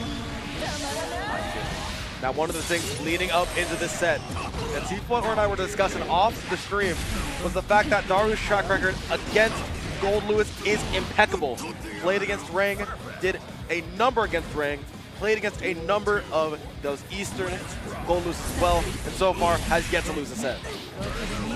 Kinda mad. Kinda mad. And sticking with the trend, Daru, I mean, hasn't been touched this round, bar the gold burst hitting, play some music and straight back in. Oh my gosh, Avian, no. This is a violation of the highest caliber. You mean to tell me to qualify for top 24 on the winner's side, you are still going for the Twitter clips? That's what makes him a man of the people. The throw there as well, getting grabbed on grabs, saying we are so fresh and so clean with, of course, the needed shirt. Looking very good as well. Playing just like he looks. What do you do? What do you do? Focus? Oh my gosh, not another perfect, please. I'm gonna need you to press some buttons back at this guy, Cheerio. Okay, that's a start. Cheerio gonna need to tap into the dark arts here. Trying to do what very few of Gold Lewis has done before and dethrone Darina. Gets the throw. Go. Super to take him through the wall. Daru just continuing this relentless pressure, this relentless offense. Cheerio trying to slow things down there with the YRC, but Daru not cracking it all on the defense. The reversal proves it so as well. Another dominant round from Daru. You know you've got a strong player in your hands when they make a matchup look this bad. They're making a matchup look bad, regardless of like the player-to-player interactions. I love this. We have only seen, I would almost consider it offensive defense here from Daru. The YRCs, I want to keep my turn and continue it. These bursts, I want to make sure you see absolutely none of this momentum. And so far, it's been working out until this round so far. Yep, that was a Cheerio punishing the throw with the BT. Spacing was on their side. Airborne, where we going? Low. Low. Watch your toes, says Cheerio. Now sitting here, sitting on a full stick of butter in the burst category. Now immediately getting depleted, once again wants to try to preserve some of the momentum that he has left from that last round. Oh, I wanted to say good blocks, and it's always the last one. It's always the last attack from Eno that gets the hit. Walking up to you. One of the scariest spots in the game, especially against Daru. Goes, I was gonna say wanted to go low, but mixing up both us and Cheerio as well. The throw is gonna get the job done, and a clean and quick 2-0 so far. Daru stopping this Gold Lewis run. Said bring me the Dickinsons, I will stop them. Yeah, so far has been mowing them down. Plans on mowing them down as well. Cheerio, will he be yet another victim in the Daru warpath? Or will he find the lines that he needs to do in order to take this set from the absolute lowest of depths we are going to see right now in this game number 3? Jump D, got a punish? Oh, this is terror bad.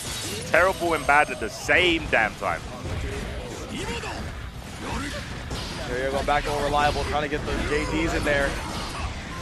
Now they're going for a tricky mix-up once again. Says stop fuzzy blocking on my offense.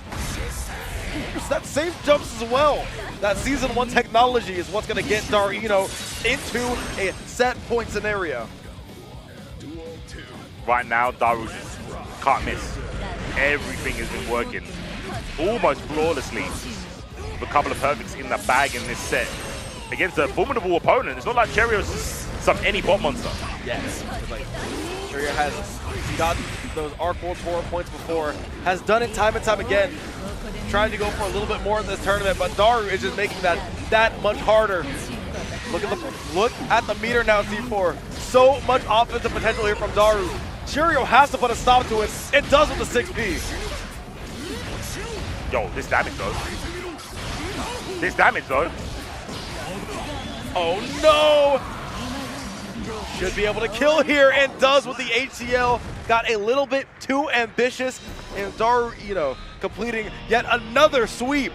Reppin' Paragon, and reppin' who is that? We didn't even get a chance to see it. Nah, it was too quick. Just like his mix. Yeah, we didn't get like to see it.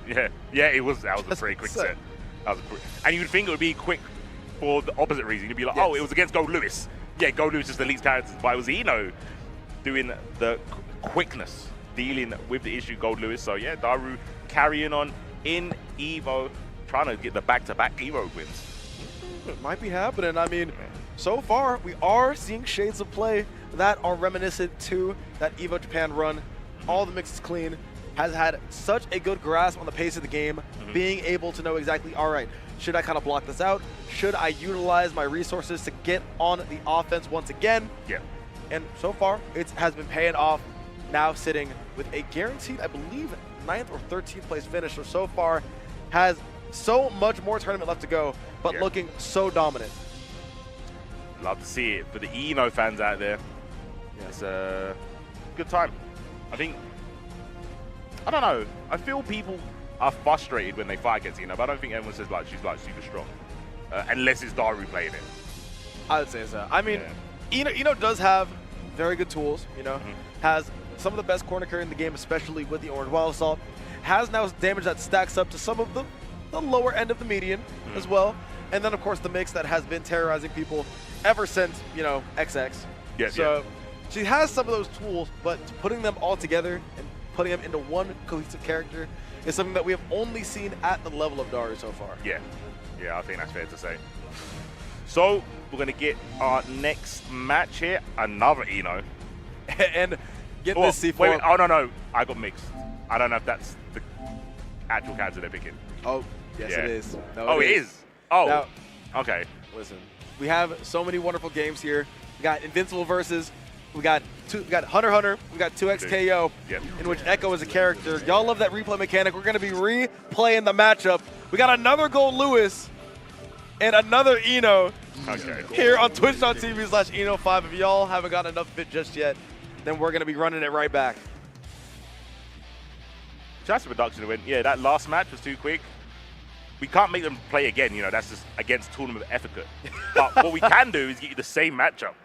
And let's see. Let's see if it was a skill diff or a matchup diff. Gonna be getting, funnily enough, another Eastern Asian Eno and another American Gold Lewis. Oh. We are just really getting things as close as possible so far. However, got Lasagna Slayer. We want to talk about the Meteoric Rises, we've seen the K-Shoes, but in terms of the online scene, Lasagna Slayer is definitely one of those players who has been taking those names recently after coming from relatively nowhere. You got Atla on the other side, a player that frankly I've never heard of, but everyone who I know who's been to Japan, who's kind of played in those tournaments, has always told me to watch out for this player. So, I mean, you see it already here, top 96 on the winner's side, trying to play for a top 24 winner's side spot. You can't be a slouch on the game and get to this position. So Atla already showing it off here, trying to continue this run. Starting off with absolute violence. Wild Assault on both player sides, kind of not really establishing too much. Chemical Love Will though, back to the wall, and there's another Wild Assault. MLA to close the deal. Atla looking like he's representing Yokohama. Shout out to the Bay Stars. Go low, hold notes, go overhead. Cycle through those options. Love it here. So far, Lasagna Slayer trying to pick up the offense there with the drone and the BRC. Was a safe jab applicable? No, it is not. Going for the active defense once again. Has done just about everything but block, and right now is working out. Up back, oh, get clipped. slash. That's crazy though. Atla seemed to be in control the entire time, but one good read from Lasagna Slayer is all that he needed. So Atla on the E node. Lasagna on the gold. Lewis Dickinson. Atla giving the government. Oh, he's getting that work right now. Damage on deck. We tank those. There we go. Going for the 2K. Great dive coming out here by Atla. Now trying to pick up the pieces of what was once again this set. Here we go. Got to see how the offense is going to be continuing here for Lasagna Slayer. Has had so much damage. Plans to continue it there as well. Stroke underneath the drone has a meter to work with as well. Trying to make sure this combo is as burst safe as possible. Atla playing it safe and getting rewarded.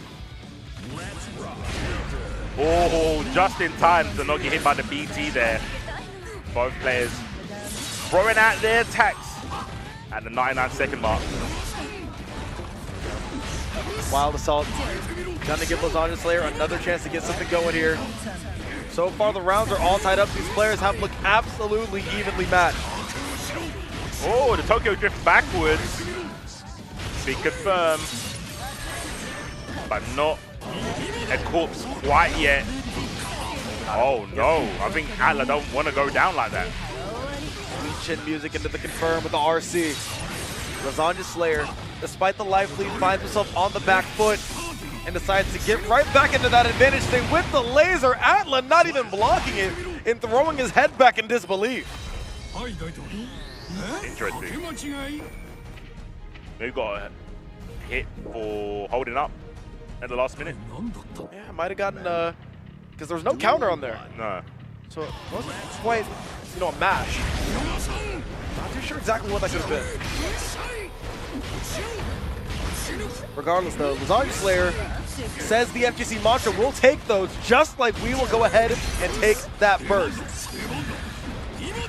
Oh, we are blocking for our lives right now. Atla, no, the overhead. The low gets blocked. The overhead does get blocked. The low gets blocked again. Try to take a turn back. Close, but no cigar on the defense there. Atla blocking it out so well. But regardless, Lasagna Slayer, absolutely endless pressure. Takes the heart from Atla immediately. Lasagna Slayer, the only go lose without knowing their name, putting in work. New kid on the block. How long do you think we go before that's changed? Well, there's soon going to have to be Lasagna Gold Lewis, then we'll have it own it, right? Exactly. Yeah. Atla trying to figure out what the answers are going to be. Right now, just sitting on that windscreen, figuring out what the next step is going to be in order to go ahead and take the set. Right now, the answer step is few and far between, and now getting bursted immediately. Lasagna Slayer trying to go ahead and take down this set. Oh, jump, dust to get the party started. The blocks have been relatively good from Atla. It's just the escape. That's the only problem, right? They've shown that they can react, or maybe not react, just guess correctly on some of those high lows. But I think they need to activate the backdash in the right one. Because you can backdash all the BTs. It just depends on what one on the timing. That's going to be blocked. Oh, they turned all the way. It was blocked before, but you got to account for that second bar.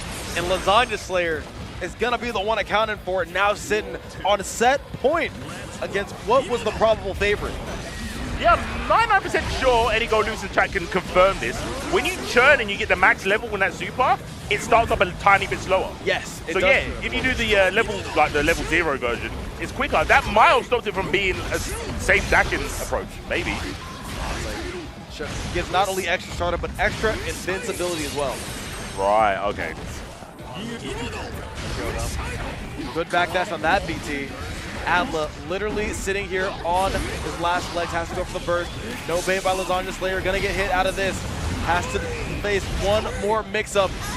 So far, is not gonna be able to find the blocks. And Lasagna Slayer is gonna be moving on the winner's side as well. Atla, we will be seeing you on the loser side. And now you have the other sides of the coin. Yes. Same matchup. Same matchup. I guess it was a skill diff then.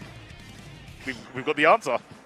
I mean, we kind of mentioned it before about how it's very hard for every Eno to kind of put the pieces together like Daru does. Yeah. We saw that the defense was there, but the offense gave Lasagna Slayer a lot of opportunities to go ahead and mash, go ahead and get that Gold Lewis pressure started. And when Gold Lewis gets the party started, there is no stopping. That party says until on the RSVP.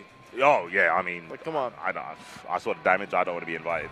But I invite you guys to watch these ads. I know you don't want to, but you should, because we're only going to be a couple of minutes, and we'll see you with some more Guilty Gear Strive action here at EVO 2025. This is the best Chipotle order. I would like a bowl. Triple wrap. Mild, medium, hot. Then dip it in here. Sour cream inside the vinaigrette. 2 tortillas. If you know, you know. Lettuce, cheese, guac. Yes. Oh, that is good.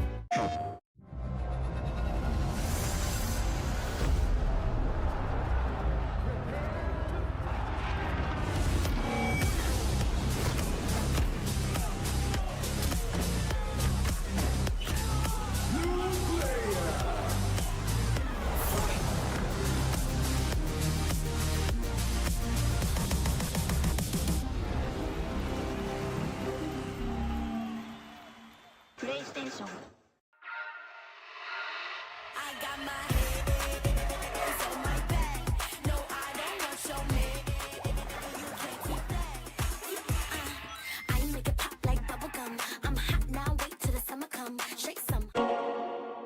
Those who have lost their lives will never return.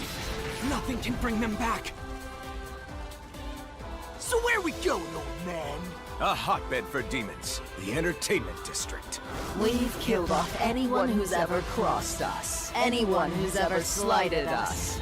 We're going to slash through your gullets, just like we did to all who came before you!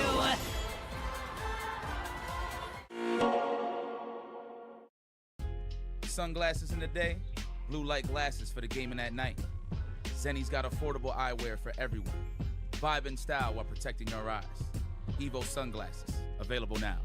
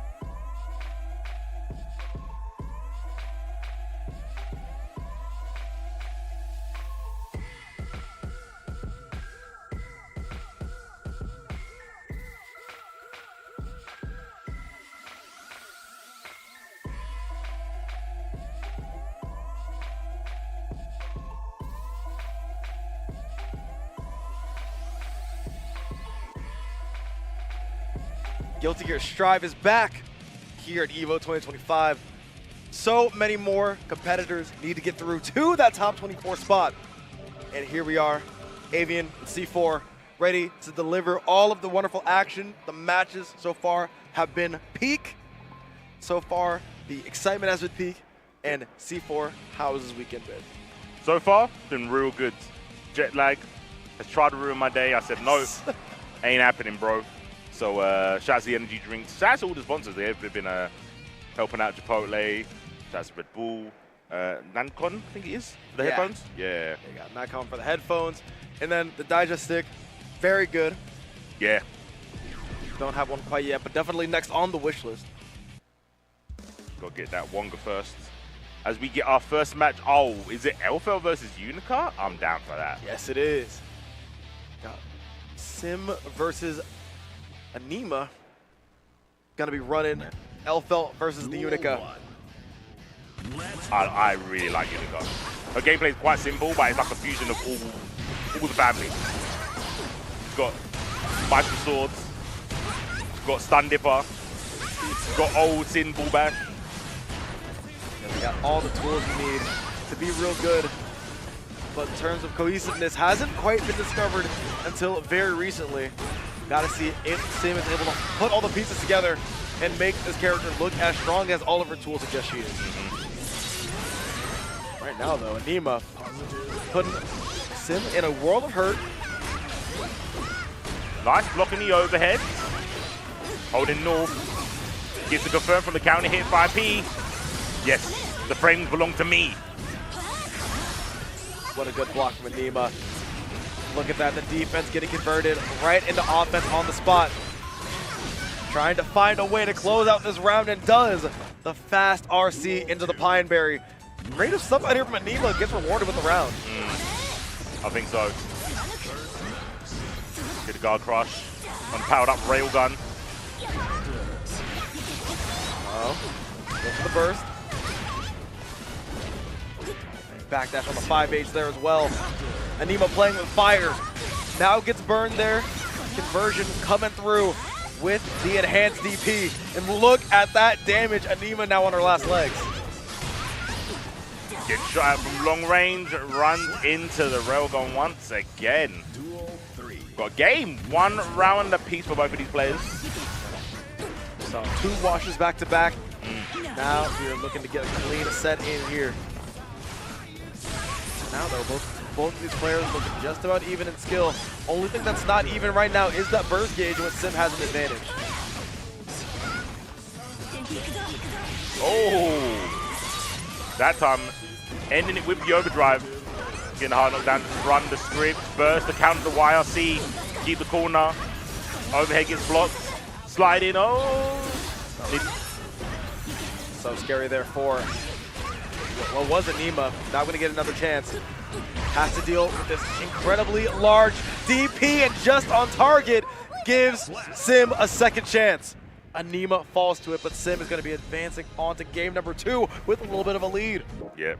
And once again, I've seen a few times this weekend, with the Unica DP hitting fairly far behind them.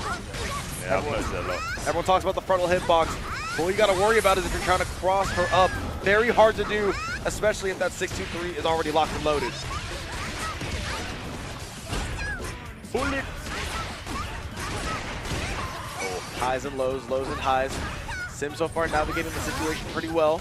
I gotta say, both of their defense have been incredibly patient, and both have netted them from offense as well.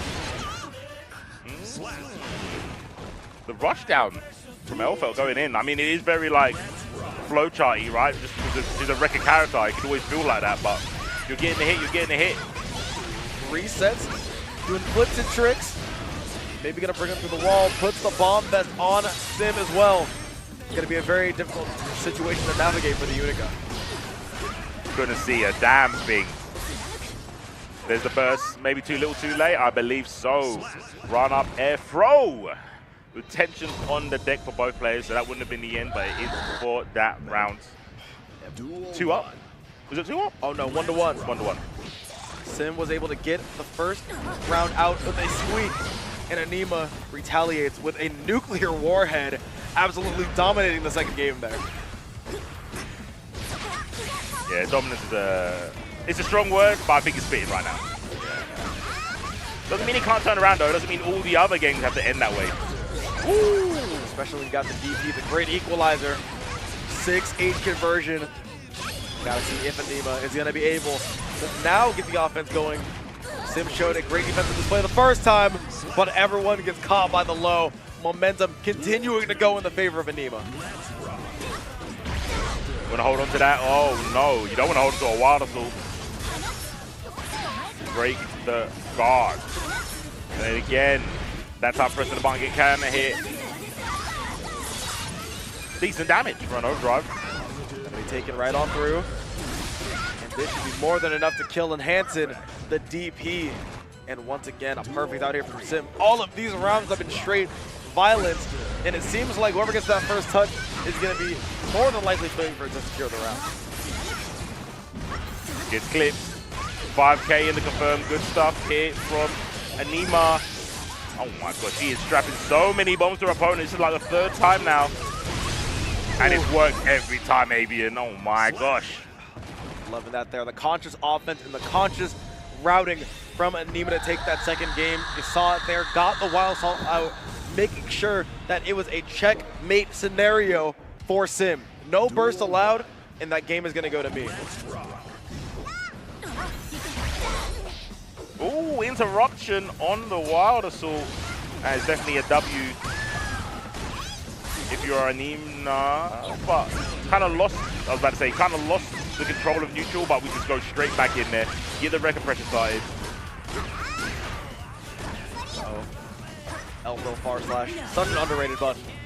Yeah. Has done so much in regards to holding down the neutral, boxing in Unica, who at the end of the day, besides that far slash, has pretty steady normals in her arsenal. Close enough? Should be. Absolutely is. I'm gonna say Anima might be at a set point scenario and does so in the worst fashion possible. Sim tried to pick up that round and only is gonna pick up an empty health bar. Oh my god, take a bullet to the chin. Oh, try to bar it with a 2P, got beat. That time just didn't block. The vortex is real. There it is with the far slash mentioned again. Sim, this is not the situation that you want. Is this charge just gonna do it? Already rolling up the controller, and Anima with a mini pop-off. And the rock and roll fingers is gonna be moving on to top 24. Not sure about winners or losers side, but regardless, gonna be sitting at the very minimum, 17th place. Yeah, clean performance of a character. Like we said, we did see quite a few Elfels yesterday. But with that performance, looks like this can go places. Oh yeah. So, I mean, this is the part of the bracket where, you know, we saw how some of these characters look at the pools level. This, frankly, being, even though it says round 1 pools, the talent has gotten exponentially better. Yeah. Right? It's like, that's completely undeniable. Like I said, we saw a lot of the alpha earlier on, but this time, when it comes to Anima, we saw the clean confirms. We saw, we saw the defense was looking crisp, great usage of the meter and resources. And we even saw that on the other side for Sim as well, right? The defense, even on the literal can mix, it's like, comes in a 12-pack, but can buy it at Costco, still was able to block at least 80% of it out, did a great job. However, the conversions from Anima were what was going to be the difference maker, ends up taking it there. Yeah, really good stuff. And like you said, it's just the beginning as the narrative is narrowing down to its crescendo as we get top 24 starting later, and then obviously top 8 tomorrow. But there is, I feel, an issue with Start GG. I'm sorry, guys. Yeah. It's not our fault. So it's kind of hard to follow what's happening. But I got some stats written down from beforehand to, I don't know, maybe fill the void of what's going on. We still got some of the top players, like you mentioned, hanging in there. Leffen, Jack, Nitro, Kazam. I think Slash might still be in losers, not too sure. Classified getting knocked into losers. Cheerio, which you saw earlier on losers. All these players, I'm saying, have got points on the Arc War Tour. It varies from like 8 on the Cheerio and Classified end to 182, which is Leffen. Yes. He's eating good. funny enough, though, I don't think has had a big win. It's basically, I think, like 2 second places, maybe 3 second places, actually. And it's just accumulated over time, because they've been traveling quite a bit. Oh, you mean for Leffen? Yeah, for Leffen, yeah. Yeah, no, I do believe that he has not picked up a major win yet so far in this circuit. However, still has a chance to try to do that, not today, but tomorrow. However, C4, it has been an honor. However, we are going to need to throw it into the climax of day 2 here for Guilty Gear Strive. King Jobber, Proxy, going to be leading you in to the dawn of the final day. We are going to see EVO medalists. We are going to see Arc Tour points havers in just a few moments after this short little break. Avian and C4 going to be signing off. It's been an honor hanging with y'all. But for now, let's get a break. But don't go anywhere. We have even more Guilty Gear Strive action here at Evolution 2025. That sizzle, that's the soundtrack of Chipotle. Literally melt in your mouth tender. Let's see our chicken glistening, our fajita sizzling. It's magic happening. And this is gonna be in your bowl. This is it. I won PlayStation's Road to Evo and went head-to-head with Arslan Ash. I won PlayStation Road to Evo and battle against Sonic Fox. I have never seen that in my life. To compete on PS5, choose your game, find PlayStation tournaments, and register. It's that easy. Sign up for PlayStation tournaments for opportunities to win unique prizes and much more. PlayStation. Well, Vaya is laughing right now. Look at Vaya laughing right now. Oh, he's doing a dance. What is he doing? Man, he's too ready, you know. Not today, man. Oh my God!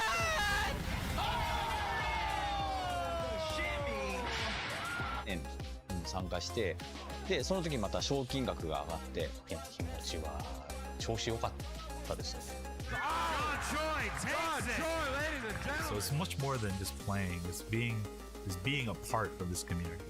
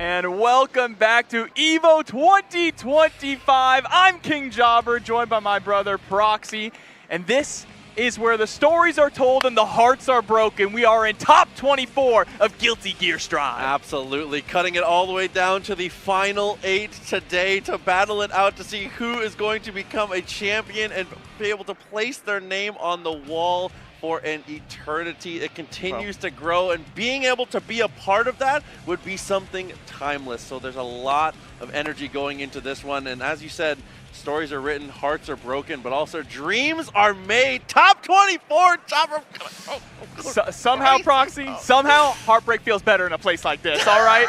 Here at EVO in Las Vegas, we've got a great top 24 lined up for all of you. You've already seen some incredible matches, some crazy upsets as well. Yes. But a lot of those people who did get upsetted are still in the bracket on the loser's side.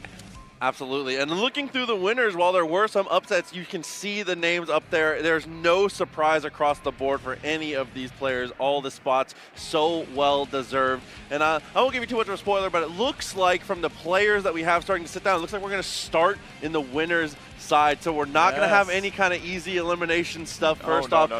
Immediately, the moment we begin these matches, we're going to get straight into seeing who's going to be at the big dance. That's right, and it's also about to get incredibly violent because the two characters we have coming up are Soul Bad Guy and Potemkin in the form of Tatuma and a boy for our very first qualifier match. Winners side of the affair here, only one match to win. Imagine a world where you win one match and you get to go back to your hotel room, you get to sleep. That's right. You can wake up nice, bright and early, get some breakfast, and just not have to stress anymore.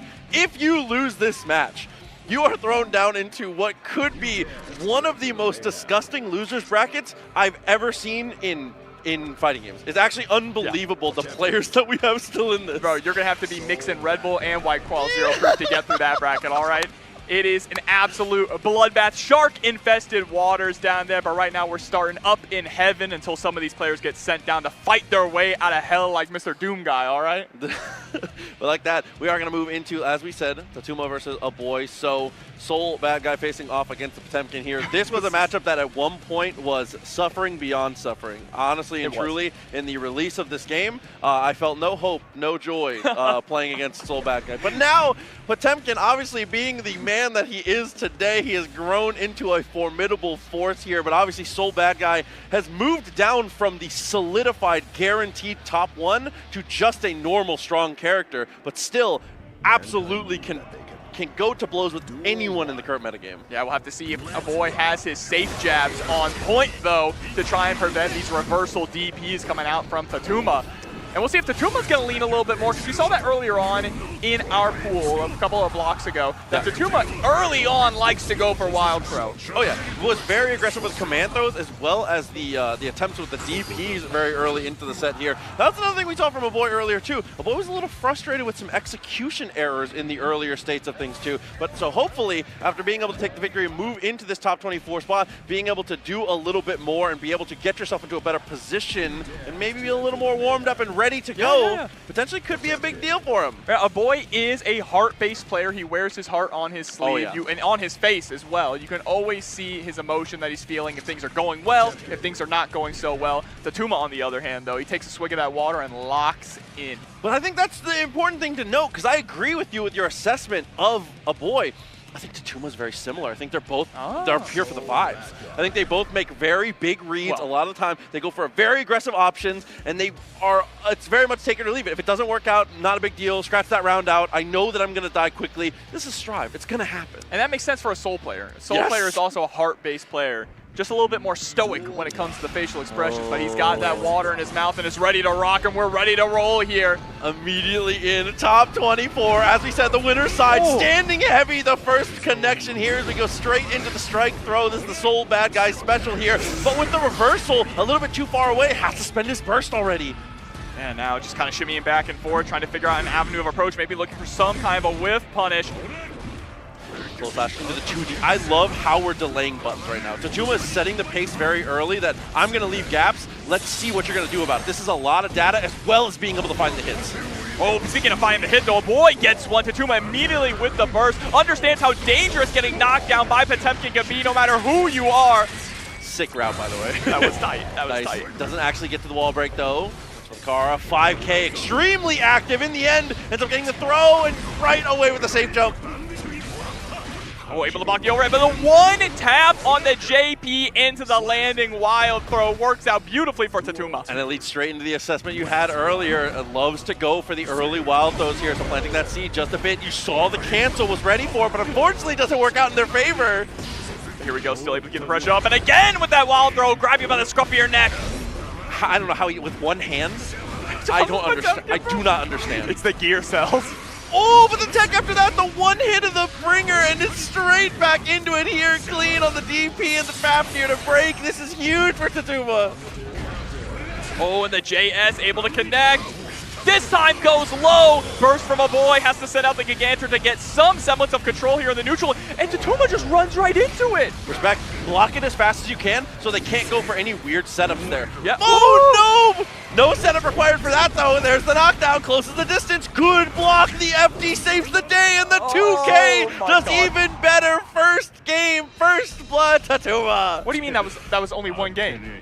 What do you mean? Surely that was more than one game, Proxy. Feels like it should have been, but no, absolutely not. We are straight back in again. Knockdown with the Garuda already to the corner. Force the burst. Have to get some breathing room.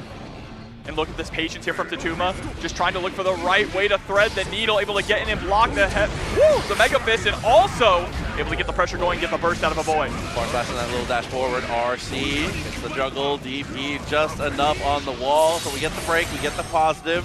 Everything really coming up our way right now with the jump forward. And the JK able to secure that cross up into a beautiful confirm, pushing the boy into the corner, now locked down. Oh, and this time, now we've had multiple variations on this fast RC after the bringer already. This time going for the double JP. A lot of different variations you can go for here, but the knockdown, the 6P, it feels like a boy's getting control of the corner every single round. It absolutely does, but look at this, just the dash up, bar slash is gonna connect. 5H into the delayed gun flame.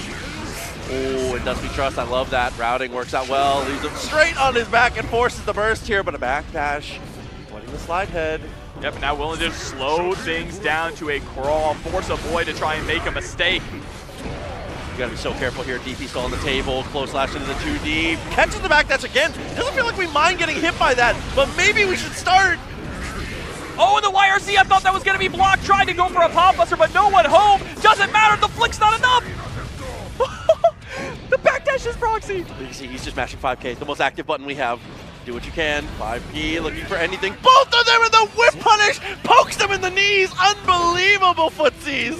They said, yeah. He said, okay. I understood that.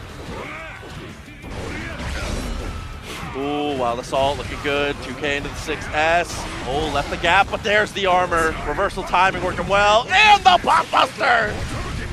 Potemkin, the chiropractor. There's the wake up DP though. Whoa! Hello, my baby with the 5K, preventing the branded revolver. And that's why you see it so often here, but now we have to break the wall as fast as possible. We gotta get away. The force field's coming, but there we go. We save ourselves. Goes straight air to air, both of them. The backdash there to try and get some kind of a whiff punish. Oh, just like that. The juggle off to JK, breaks the wall. Positive bonus is going to be able to build up his own burst. Was the most important thing here. Just needs to survive until he has the 50 meter, which here it is. And there's the tap just to capitalize with it as well. But too far away, accidentally got the side swap, so couldn't confirm into the kill. So Tatuma is still in the danger zone. Nice IBFD, but he negates it. Super hot. The IBFD, and even a boy's like, respect. What am I supposed to do there? Plays the defense so well, but the reaction with the Wild Assault to be able to close the distance after the IBFD. What a play. These two, they want it. You can tell they are both so hungry for it, but only one player can move on. And Tatuma right now has that 2-0 lead. Oh, but the wake up pop buster for the punish here. It's a 30-year life. Guess again. Nice trade, but the 2D doesn't work out. Another crazy trade there. A Boyd sitting in a decent position here with a lot of tension as well, able to armor through that heavy slash. Second time Tatuma has seen that and reacted, but it hasn't quite worked out for him here. For the jump loop, it does find the knockdown. Nice block, and that should be the round. Oh no, but 2 safe jabs in a row. A boy told me beforehand, he says, my safe jabs are on lock. That's why he felt confident going into this matchup here. Oh my god, we gotta test how your chin is.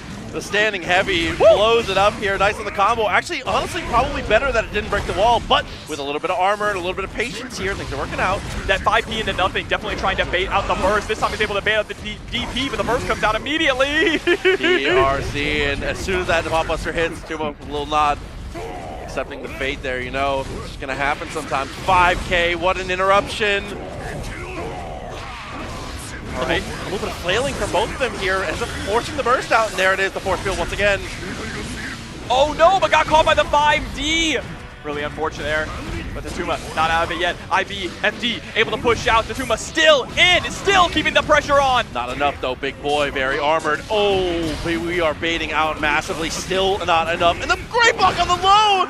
He swung 5H there and was able to get the trade. That's crazy. Yeah, you're nuts. That was actually unreal. I cannot believe the 5H is the choice, but it ends up working out perfectly. I cannot believe Game 4.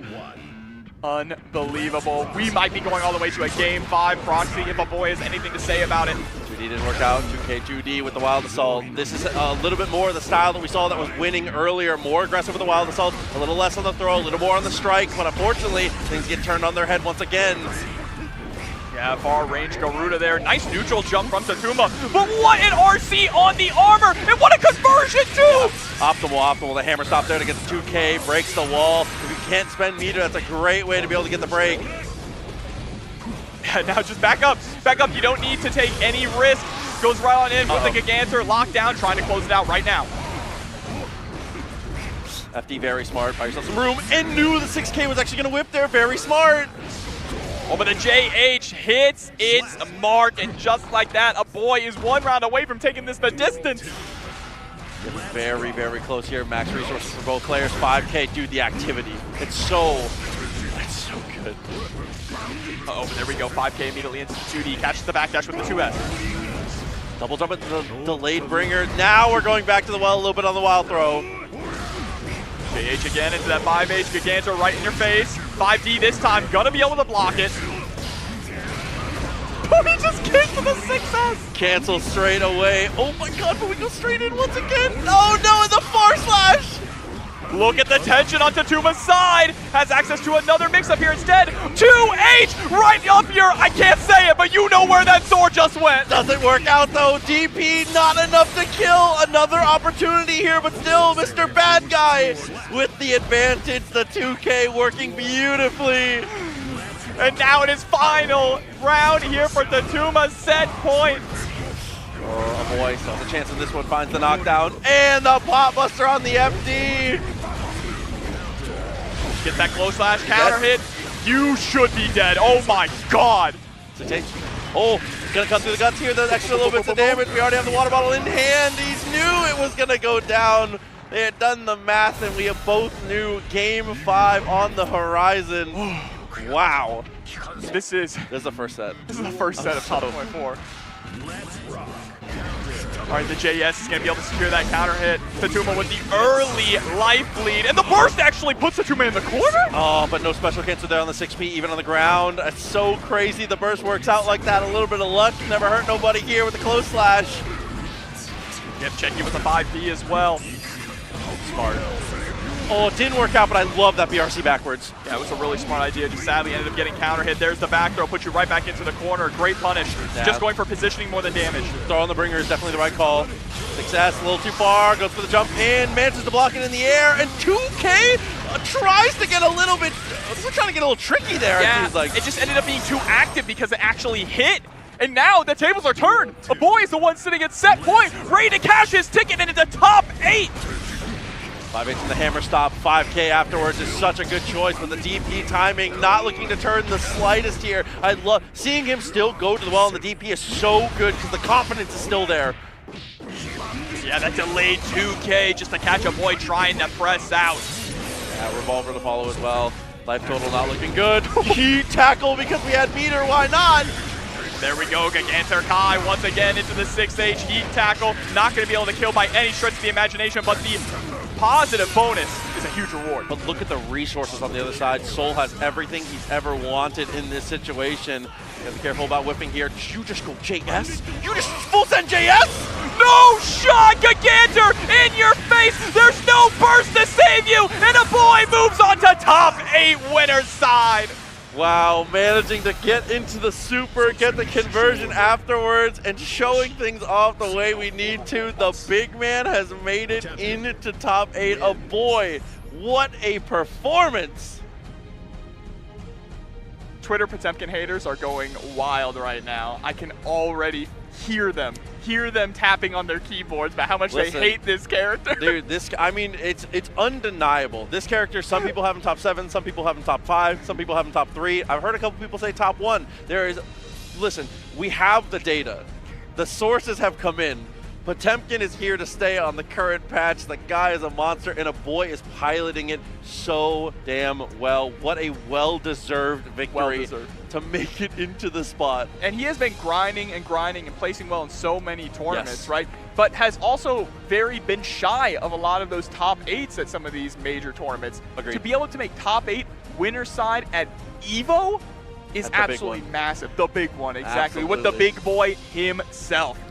So an unbelievable placement there, but not done yet with that one. Soul bad guy, the strongest Soul bad guy. Duma's still in this for sure. Ooh. Down to the loser's bracket. A couple more matches to play, but still in the running. But this is going to move us to our next matchup here into the top 8. Another winner's side qualifier, and we are going to have the Nonchalant King, your current reigning Arc World Tour champion. We have Red Ditto.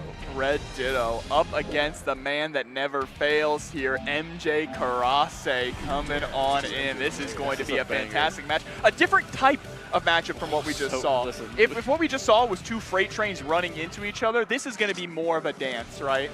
It potentially can be. I definitely agree, because a lot, obviously with the range and the way that you're able to finesse if you'd like to, but with that said, these characters can get in the mud. They can. Don't get it twisted for sure. But I agree with you. It's a little more finesse pre-mudslinging, but once that first hit comes through, both of them, guard crush merchants. So good at being able to steal turns. So good at being able to apply plus frames and be able to just dominate neutral to the point where a lot of the times, sometimes knockdowns in the corner against these characters just feel like the end of the round, regardless of life and resources. Yeah, Ram has always been so incredibly deadly in the corner. And you talk about, the guard crush merchants, which is really interesting because they specifically mentioned that in the next balance patch, they're going to be looking at guard crushes. So that is a massive change, right? Yes. Oh, no button check. We're going right into it? Okay. Straight on in, immediately goes for the dash in, gets the connection, forces the burst. Red Ditto, resources spent early, but we're able to get the anti-air there, a little incidental action. Yep, get the deal. We're getting it early, right off the bat. Chat, let's see the Jays. Sliced them up and looking good. Red Ditto on the back foot here, but still plenty of opportunities. Wow, but with a follow-up like that, the opportunity is not going to come often. Does Johnny get a buff in Vegas? Survey says yes off of that first round. Unbelievable showing from MJ. Oh, and the back walk 6K, the jump scare coming on out, immediately putting Red Ditto into the corner. Ooh, Sanson Sanson trying to go for the anti-air with a touch late there. Good recognition from Ditto that we had closed the distance enough to be able to go for the flip. And is able to anti-air the hop twice in a row. Johnny trying to be active here, but MJ Karase unfortunately gets answered twice. Yeah, he was so desperate to escape from the corner. Maybe just a little too desperate. Ends up paying dearly for it and is now in dire straits. Does Ramathal get a buff in Vegas? Looking very similar on the other side here. Gets the connection. Just back and forth between the two. Swingy matchup. You're right. These two have long-range buttons as well, though Johnny, when he whips bad. He's going to be sent through the wall. Red Ditto now getting that positive bonus. 60. I like that choice a lot. Good. Oh, he gets him out of the stance, the windshield wipers, and recognizes the red RC wasn't going to connect, so just kept on running, holds the dash macro. Able to actually roll it so far that you got the wall bounce into the 5K. Unbelievable. Oh, and a quick tap of the dust should be enough on that one. Red Ditto off the back of a perfect... They have taken like a throw's worth of damage each in the rounds that they have won. Yeah, this has been first knockdown is the victory so far. And you're right, because these two are so oppressive. So oppressive once they get that knockdown. Ram in this version of the game, in this season, having access to that downward angle sword to guard crush you at anywhere on the screen is so good. Boy, it's looking like it. If the data sample we've had so far has told me anything, this is looking like a red ditto round here. Motobato one more time. Positive bonus just keeps on going. The tension keeps building. Not quite able to confirm that even with the PRC, but it's not going to matter. The windshield wipers take the round. Yeah, even there, you just had to tap the FD and just kind of pray for yourself. Unfortunately, the sword makes the connection, and the options are pretty much out of the way. You see the punish there from just about max distance. Right with the 2K immediately into the 6P. Nice backdash though from MJ, setting up the card mid-screen. Just tried to go for the throw, but Red Ditto was ready for it. Oh, and a snipe in the legs there, forces the burst. And the burst timing actually ends up working out beautifully in Ditto's favor, but corners himself, and now the burst for momentum. Card up, and then just creates a ton of space. Another solid connection here. So with the sword, gets a close slash once again, all the way wall to wall. Motobato. Another hard knockdown scenario. Red Ditto, the past few rounds, has not gone underneath 50% health. This might change here in the corner, though. Oh, and I like that too, just opting to set into the card one more time. Meter disadvantage going into this one, but the health differential might be enough here as VRC forward as we get very aggressive. But YRC the second we have the meter. Yeah, spends it right away and now has access to burst too in case things go a little south, but that's not going to happen this time. Like you said, this is the man that never loses. Johnny's not going to let these situations go south. Full control. And straight away with a super kick one more time with sweet chin music. But the jump in lands from Red Ditto. And there we go, able to get the pickup, just dash it on in. Knew that you weren't going to be able to actually confirm off of that. I cannot believe that didn't make a block. Trying to go for the legs. Or farming just by walking forward. As one does. Oh no, and once again the guard crush comes through. Should be able to break the wall here, but it's not enough to kill Red Ditto. Another lease on life here, but things are not looking good. Great blocks though, and a YRC walk up for the throw. It's all tied up now. I hate that he yaps at you before he chucks you. Disrespectful, but MJ Karase looking incredible here on the bounce back. He grabs you and says, "You're lucky this isn't Exert." He said, "You know I'd be level 3 right now." Good burst though. Unfortunate you have to spend it, but the timing works out. Both of them off the table, which makes you feel a little better, but unfortunately, Boulder's not gonna help your mood either. And you're gonna get sent straight through the glass.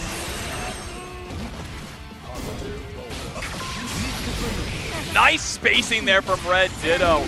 Able to pinpoint exactly how big the hitbox is there on the card cut, because it's a lot bigger than you would think. Yeah.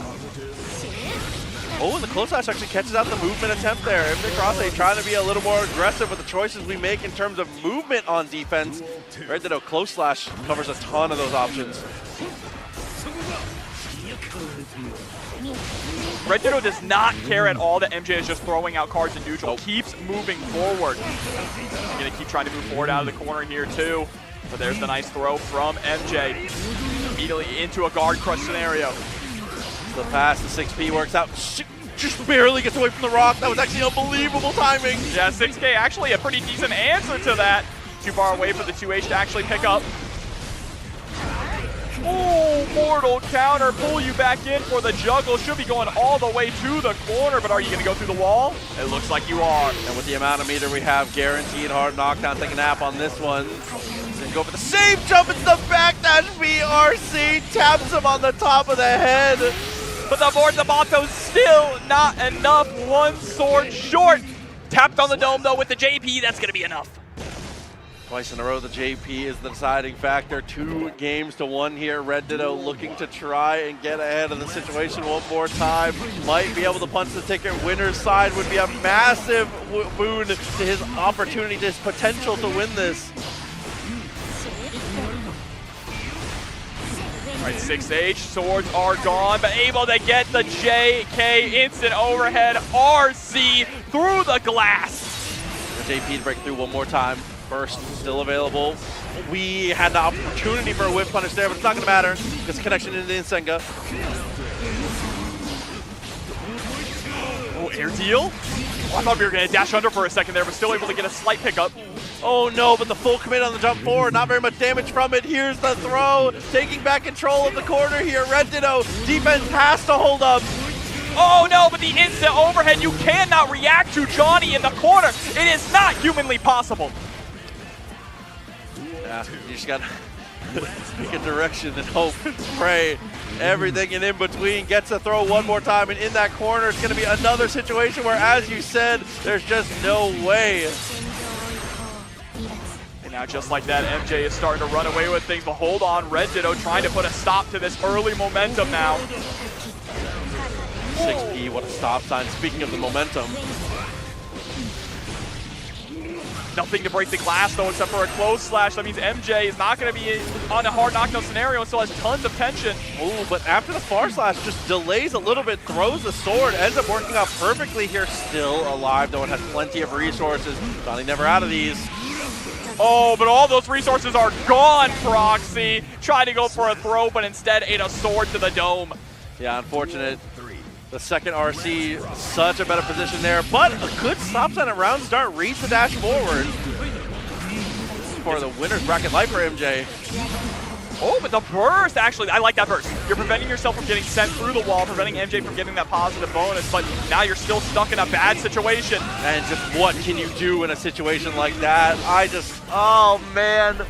You get put down by the Mistfinder, has an RC behind it, and now you have to answer the age-old question. What's his name? Jay. Good enough. My name's Jeff. Game 5. Taking it all the way down to the wire here. The winner's side spot, big dance still on the line. Tries to go for the jump forward. Red did it with the double jump actually to commit and escape. Oh, I like that setup there as well. Getting the guard crush, bro. He zooms on in. Smart burst point for Red Ditto. Again, you're trying to prevent MJ from getting that wall break. Oh, and that card was just laying on the ground. Perfectly placed for the later situation. Goes for the jump in, doesn't quite work out. Even with Red Ditto repositioning, we're still in trouble. Into the RC. Nice block on the overhead. Let's get blessed for the second time. More than one on wake up. Here we go. Oh, able to block. That's my name. And this is a huge punish now for Red Ditto. Goes for the hard knockdown, jump to the other side. This counter hit is massive. We're not going to be able to build up enough tension, though, to get the kill.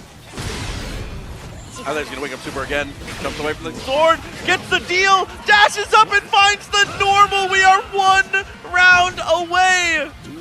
MJ Karase trying to make his dreams come true. The natural-born gambler trying to move on to top 8 in Las Vegas. Oh, but Red Ditto not going to let this go to the wayside here, trying to take this to a final situation. And Senga's a great way to start this here. The card does end up popping, but on the dash, we have a reaction. Nice throw. Oh, the YRC is going to get absolutely dumped. You know what time it is. You already know. Windshield wipers don't quite kill, but this round is looking over right now. 5K wins the day, and it's final game, final round. All coming down to this. Both of them with burst. Red Ditto gonna spend it early just to push MJ towards the corner. Trying to overwhelm with unstoppable offense. Oh, but no swords. Yeah, 5K. Listen, I don't have swords, but I'm not out of options here. The 5K she got beat. Too good. Too good for the moment here, but breaks with the 5P. Oh, huge pickup with the wild assault. Into the Mortamato. That's a hard knockdown. Big play has to be made here. FD to try and buy some room. Burst ends up getting spent. Stuck in the corner. Gets hit by the low. And it's going to break the wall. Red Ditto moving on to top 8 with a perfect. A statement is made. A massive way to bounce back from that one. Having to win those 2 final rounds in a row is a hell of a mountain to have to climb, but in the end is able to secure the victory and potentially be able to add another trophy to the mantle. Red Ditto is quickly becoming one of the most decorated players that we have seen, man. I mean, Arc World Tour felt like a layup for this guy. Yeah, Arc World Tour, super easy. went over to EVO, second place at EVO Japan to Daru Ino, and now coming into EVO Las Vegas, trying to take the gold and redeem himself. And I would love to see that rematch, considering that Daru Ino himself is still in this bracket. Absolutely. But there's even more action coming soon. Top 8, we are slowly cracking our way into it. Top 24 will continue in just a minute. EVO 2025, we will be right back. I'm so... New Chipotle Honey Chicken brings a hint of pure honey and seared smoked peppers with fresh chicken hot off the grill. For Chipotle heat with a touch of sweet and a perfectly balanced sauce. Chipotle Honey Chicken takes heat and sweet to a whole new level.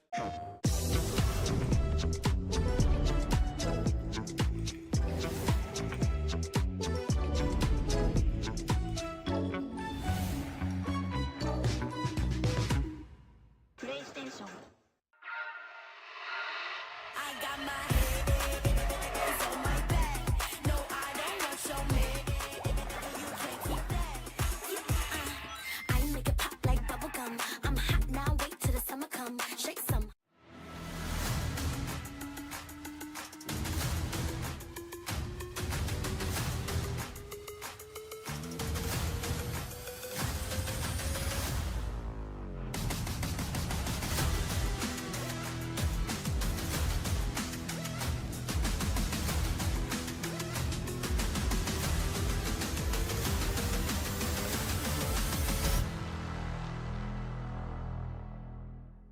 We knew pretty early on that the game was fun to play.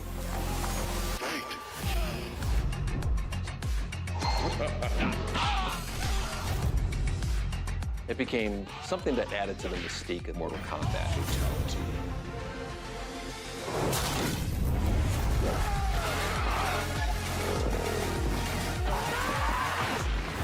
Flawless victory.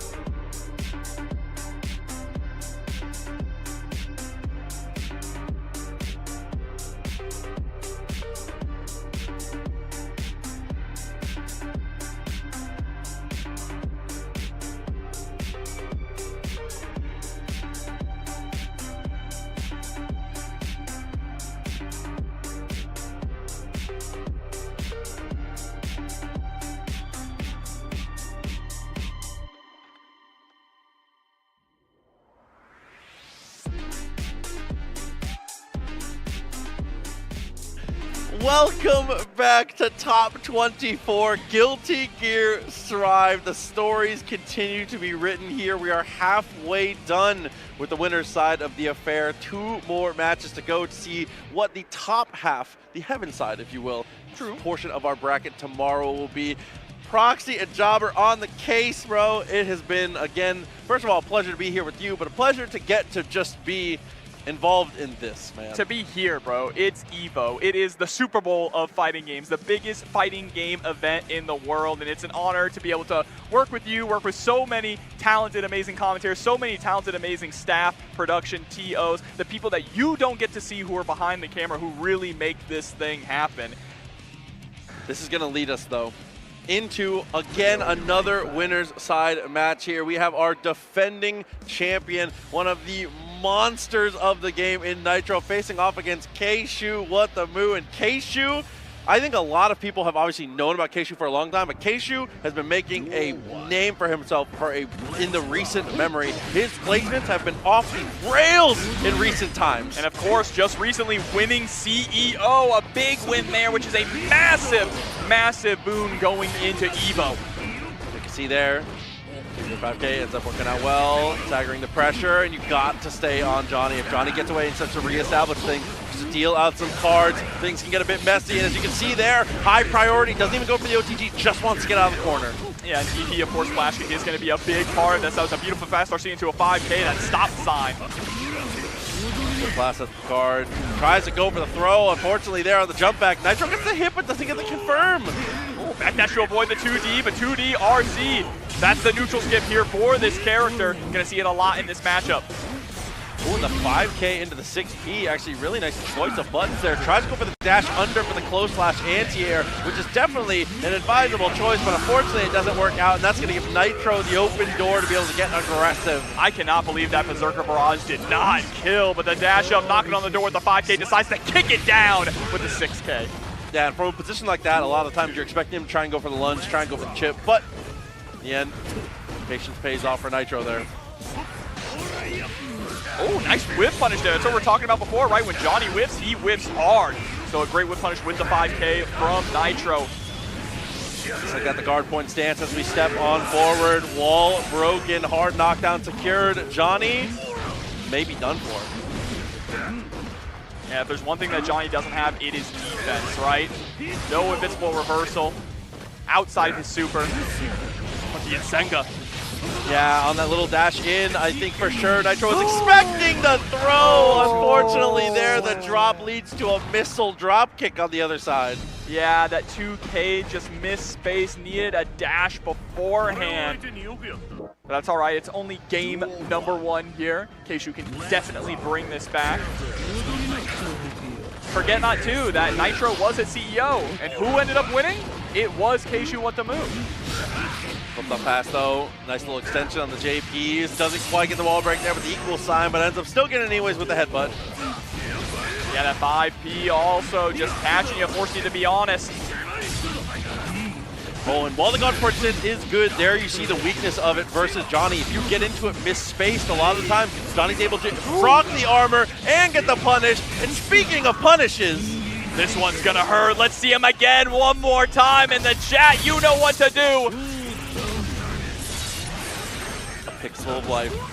A decision to be made. Nitro BRC backwards, goes for the overhead. A backdash is the response from Keishu, but unfortunately it doesn't work out. A dropped combo in response again, but there's the backdash. Dude, backdash on reversal timing on defense has been masterful. Sorry, I lied. Johnny does have an invincible reversal, obviously. It is backdash button. Tons of damage too with that wall break going through. 6H immediately went back to neutral. Hit him with the Joker trick. The house always wins. With positive bonus already rocking 50 meter. It's an inevitability. Good block in the overhead there.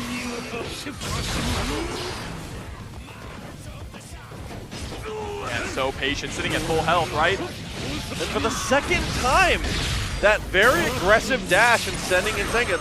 That dash, it gives throw. You would think for sure that the throw is coming, baits it out perfectly there, and the strike throw game has continued to be what is netting the most damage here for KShu, looking so good, evening the games up now. And it works really well as a low crush too, considering that a lot of Leo players really like to fish with 2K, yes. even 2D. I don't know how it interacts with 2D, but... Oh, sweeping the legs, goes for the jump in, empty throw, actually gets the punish there for Nitro, but a reversal super. Gets a hard knockdown immediately in with the safe jump. No flash kicks here, but a great jump out of that throw. The just block, coming to the DP there. This is a dangerous spot now for KShu. Not a whole lot of meter, but is able to create some space with FD and get that misfiner. Oh, and Johnny standing on the card there is ready for the 6P. Gonna go for the backdash there. Instead, it's gonna be Nsenga. That extra little bit of damage is still not quite enough. The dash up though, and again the strike throw, but this time it's the hilt of the blade. Excuse me, the what is that? Help me. It's a katana, the sheath. The sheath, thank you. Holy moly. I just deleted all weapons knowledge from my brain, but nice DP. Look, all we know about is commentating and breathing right now, Proxy. There's the back throw. Slides on through, secures the low. Oh no, and the overhead. Everything coming up. Nitro now looking to even up the rounds. But you gotta watch out, KShu does have 50 meter. That wake up backdash has been putting in a ton of work. Again, backdashing the back turn H. Able to get the fast overhead there too with the backdash BRC. Flips fast and lays the card. Straight in with the Nsenga one more time. 2D sends the missile drop kick. The coast to coast is punished. Okay, and all that meter's gone now. KShu doesn't have to worry too much because the flash kick is not going to kill. We can be hyper aggressive after this wall break.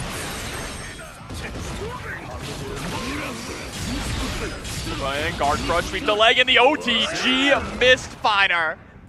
Twice in a row, why not knock him down? OTG, beautiful showing again. And now, Nitro on the ropes here. Not a stranger to having to make these miracle comebacks, but that is not how you want to start the game. Oh my god, the worst possible way to go as the bursts are both off the table now. Big hitters from the two.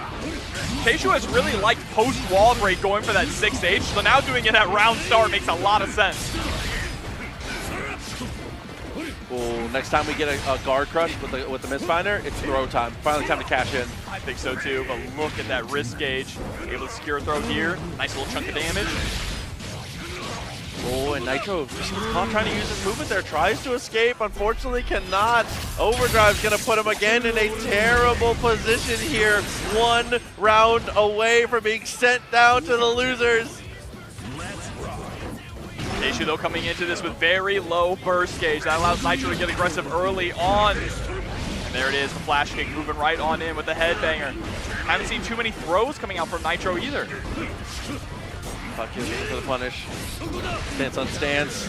Ends up trading with the 5K again. Ooh, and another 5K coming through. Oh my god, what a block on the burst. Almost too high for the super to connect. It just does though, and now Nitro is forced all in. Time to show your cards.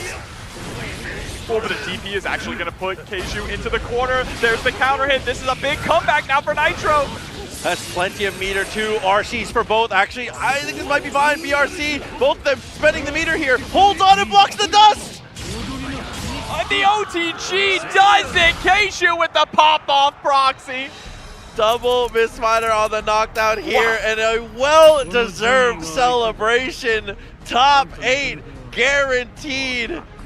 Unbelievable performance from both these players, but KShu on the day is going to be able to start tomorrow from the best seat in the house. The best seat, winners side, whereas our reigning defending EVO champion is sent down to shark-infested waters to have to earn his way back into the spotlight in top 8. Oh, dude. Keishu. What can you say, Mo? It's so well deserved. Again, it has always had results online and has always had pretty good results offline, but in the recent times has had an explosion onto the scene, has just looked incredible. And again, being a name that you have known for a long time, being able to finally get these types of results, dude, what a story. I cannot wait to see how Keishu does tomorrow, man. It is that win at CEO that really propelled him with that confidence. I remember talking to him a little bit and him saying that at CEO that he wasn't even planning on coming to CEO. He came last second, decided, okay, you know, I'll come in at 10, and ended up winning the whole thing. And that kind of confidence to push you to the next major right after that is Evo. Able to ride that wave. Let's see if he can ride it all the way to his very first Evo championship. That type of energy, that type of momentum is something that is just, it's storybook stuff. Like, how can you even describe it? How could you ever possibly, how could us, mere mortals, even conceive the type of energy that is? Imagine taking home your first major victory and then straight afterwards already being in a position like this. You got to be over the moon, bro. And it's kind of crazy to think, because when you look at a lot of majors, people have like, oh, this is the favorite to win, this is the favorite to win Evo. Looking at the lineup that we currently have in the top 8 and even in these top 24 qualifiers, fully don't know. I actually cannot pick someone that I think is a favorite to win, though one of these players coming up next definitely is up there. Absolutely, a lot of energy coming to the table on this next one for sure. We have another player who is coming off of a very hot win for sure in Daru Ino, a player that honestly and truly needs no introduction. Has been a master of Guilty Gear for, honestly, I know this is like a played out saying, but legitimately in the case of Strive, longer than a lot of players have been alive. Oh yeah, I mean, he has been a top Ino player, breaking his hands in Plus R, in Exerd, and in Strive. It's in his name, Ino. This is his wife. This is his waifu, and he will never give her up. When she was dog water early on in the game, he was playing her. He was still making great placements, and now Ino is in a pretty good position character-wise, and he is exploiting that to the best of his ability. But on the flip side here, is the big meaty man ready to slap some meat. Being played here by Precho. She's coming through with Gold Lewis Dickinson. Yeah, Precho has been looking so good on the approach here. Hopefully is going to be able to keep that type of momentum. Has been honestly and truly one of the most impressive players. And honestly, I will say, truthfully, one of the players that was not quite on my radar here. This has been an impressive run so far, hailing from the UK, looking so strong in there with the IBFD. Daru Ino at least showing off some matchup knowledge when it comes to the timing here, but the 2P, the reversal of the Lord, being able to stop Ino there. Yeah, that bionic elbow there, the American Dream button is going to be such a key button in this matchup as it stuffs any forward dash that Ino tries to go for. And if you don't know Precho, you're about to be in the know. For the jump in once again, Psycho Crusher to try and escape, but why would you try? There's no escaping it. The coffin is there to put you in it. All right, she's able to get the deflect shield, trying to go for that JD, but the Chemical Love doing a good job shutting that down. With the double overhead. Beautiful routing as well, squeaking out as much damage as we can. Your mileage per hit against Gold Lewis is so important because he needs to die now. There cannot be extended situations against this guy. You have to keep in mind, though, that Daru Ino does have access to one of the best Gold Lewis players on planet Earth in the form of Gobu. Here we go, going for the slump combos in the corner, slump mix-ups, I should say. I especially like they're going for the slump with the opponent where they were on burst and life totals there, because there's no way that Precho's going to be able to spend the burst in that situation. Gotta hold it for the next round. It's definitely the right decision. Expect it early here. And the air-to-air right off the bat. Yep, there's the early burst. Immediately into the 6H, just trying to go for a big reward. That's the scariest normal in the game. I'll say it. When that hits me, I'm like, I'm uninstalling. I can't do it. My character's gone. Control F5. Right there, gets a 6B, straight into the overhead once again, but because of where the burst is, we have plenty of time to slump twice in a row. Here comes the super, not enough though. But still a hard knockdown scenario here. All you need is that one mix. Wow, try to actually back up. That was crazy. Sending out the note, fast RC into Mad Love to get that guard break, and if it didn't hit, it would have been a guard crush into the note following up for a future mix-up. That was actually an unbelievable amount of pressure to have to deal with there. Layers upon layers, plans on plans in that ending situation. Daru Ino, impressive as always. Think of that game one. All right, pulling out the Skyfish, trying to get some semblance of control here in neutral.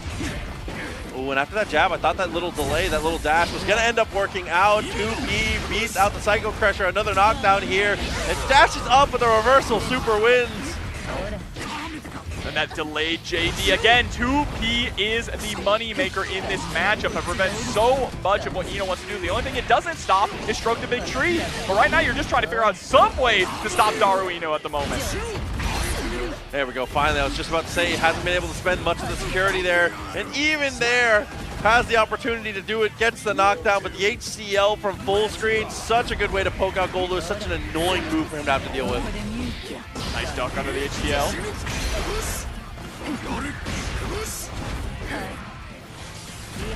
And creating some space. I like that. You have the corner. Mad Love hits the guard crush immediately into the overhead. And that's, you see layers there. So goes HCL, she has to crouch, Mad Love straight up in response, or being able to go for stroke. There's a lot of good options come through there. Oh, nice little frame trap there, and oh no. Oh my god, goes for the reset instead to secure the round. That was actually ridiculous. That was actually ridiculous. She's got a nasty for that one. Straight in, trying to go with the 2P. Unfortunately, the counter hit comes through, forces the burst out. Bretta tries to go for the shot, but Skyfish doesn't work out either. Massive pickup. Fortissimo to break the wall. And this is such an important round here for Precho. You cannot allow Daru Ino to get a 2-0 lead on you, but that might happen whether you like it or not. Oh no, but the fast RC is sweeping in on the legs. And the Megalomania, the rare Megalomania. That is a statement being made there by Daru Ino. That is confidence. You never see that super come out. Just like that, with 2 games already in the bag, is looking to secure a winner's side spot. Our final winner's side spot. Right away, jumping in with the Behemoth. I like that. Right, fire with fire, but unfortunately the secondary Behemoth there that was attempting to try and go for a security cancel ends up losing out to the Clash. That's just unlucky. Yeah, really unlucky, but a great call out from Daru Ino as well, but an even better pickup there from Precho. She's able to swap the sides, harassing with that 2P, trying to go for those frame traps. RC by some space, Cryptid 6P unfortunately is going to go a bit wide as well. Clean pickup, but no wall break. Instead, just opts for the reset into the note. Oh, Crusade out with the deflect shield there, goes for the jump away. Psycho Crusher not going to work. 6P again, not going to find home. This is so unfortunate. So many opportunities to stop these jumps that just have gone to the wayside here. Daru Ino smells blood in the water. There's the deflect shield. Another mix-up coming. Able to secure the throw, but it's not enough even with the OTG. It doesn't matter. JH connects. This is it. This could be the final round here. Daru Ino might be able to solidify the top half of our bracket here. Nice use of the overhead. Precho gotta make something happen here after the wall break. You are gonna get up at neutral. White Wild Salt might be on the table. Right with 2S. Whoa, the forbidden air dash there with the PRC coming out from Daru. Immediately into another Fortissimo. Ooh, backdash. Timing actually works out. No shot. No shot! It's able to connect, blowing up the cross-up. What a cross-cut super! And now it's just note after note, trying to play these songs. It's not going to work out, though. This time it's going to break away. HCL not going to find the mark. JD connects into the RC, but unfortunately loses the corner. Whoa! The white wall assault. And the JH does it. I was holding my breath, Proxy. Daru Ino, your EVO, your reigning defending EVO Japan champion, making his way into top 8 of Evolution Las Vegas. Oh, Predator with a good fight in the end, but Daru Ino just a little bit too much. So with that, the top half of the bracket is set. Unbelievable to think that we are so close to getting into the arena, getting to crown ourselves a champion. There's so much more to be played, but I can see the light at the end of the tunnel, Jobber. I can see the light as well, and that light's going to shine even brighter right after we get back from this quick break. Make sure not to go anywhere because we're going to jump into the real heartbreakers, the loser side of the bracket. This is the best Chipotle order. I would like a bowl. Triple wrap. Mild, medium, hot. Then dip it in here. Sour cream inside the vinaigrette. 2 tortillas. If you know, you know. Lettuce, cheese, waffle. Yes. Oh, that is good. Well, Vaya is laughing right now. Look at Vaya laughing right now. Oh, he's doing a dance. What is he doing? Man, he's just too ready, you know. Not today, man. Oh my God!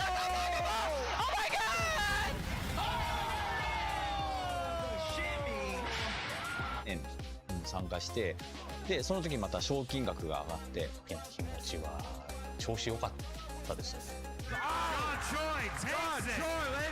So it's much more than just playing. It's being a part of this community.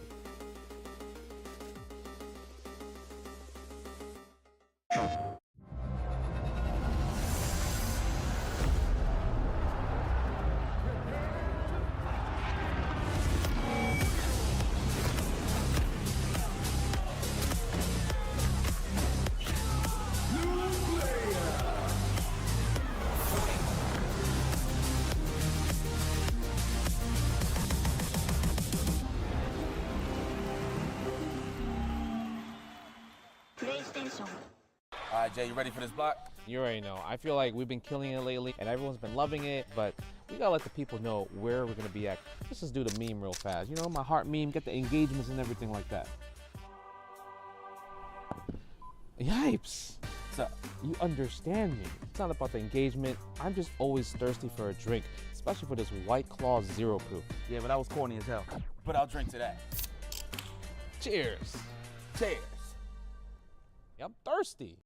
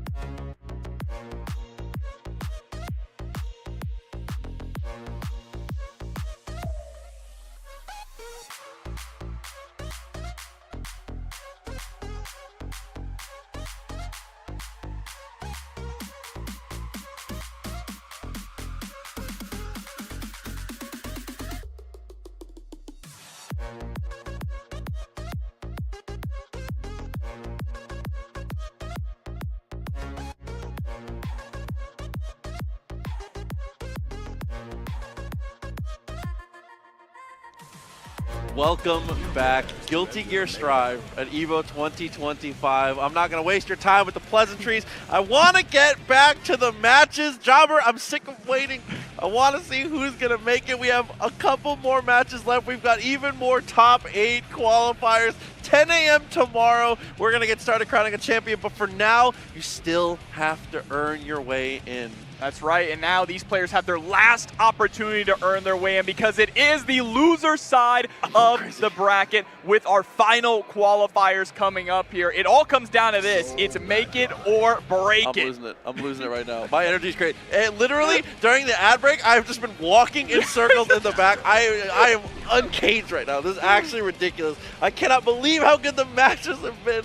Bro, we talk all the time just in pools about the level of players in pools matches, but now this is it. This is the biggest stage of them all, and this is your chance to earn your shot at top 8 of EVO. And this is Tatuma, who already had one shot to be able to make it into the top 8. Missed out on the winner side, unfortunately, losing out to the Potemkin. Final game, final round.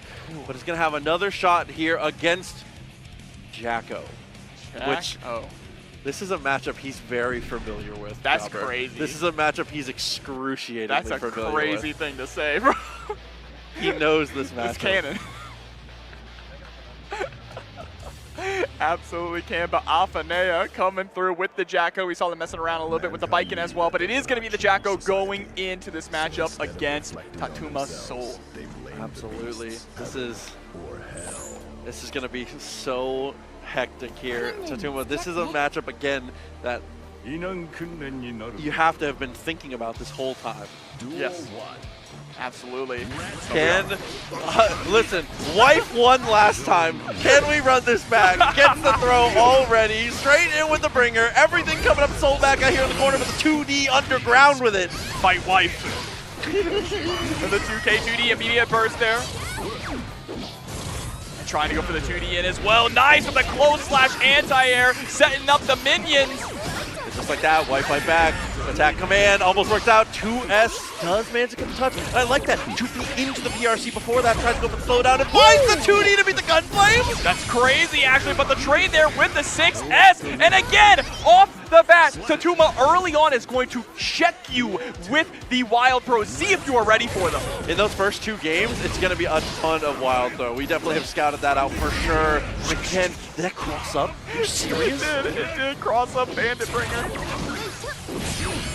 Immediately into the wake up DP, able to score that counter hit far slash. Oh my god, you're still alive, but that's just because Tatuma did not have 50 tension. The BRC forward, we're just taking a micro step backwards. Double JP to close the game there. Tatuma was able to come through aggressively and finish it out. And again, losers side action, your final chance. No more games to give, no more second chances. Oh, but goes for the guard command there. Nice pickup after that, too. You rarely see Jackal players actually be able to combo off of the guard command. Oh, Afanea, though, really nice on the whip punish there. Is able to sub the minion one more time. Just Block does manage to help out. We are doing a great job with Just Blocking and FCing here. We are making these minions look a little less painful than they are. But yeah, look at the amount of tension, though, that Afanea is sitting on here. Able to get the close slash. Straight into the Elysium driver. Oh, it just barely makes it to the wall and is able to do enough damage to break through. Another beautiful showing here. Jacko right away tries to take initiative. Soccer kick gets Just Blocked there. And again, Tatuma's defense is earning these offensive turns.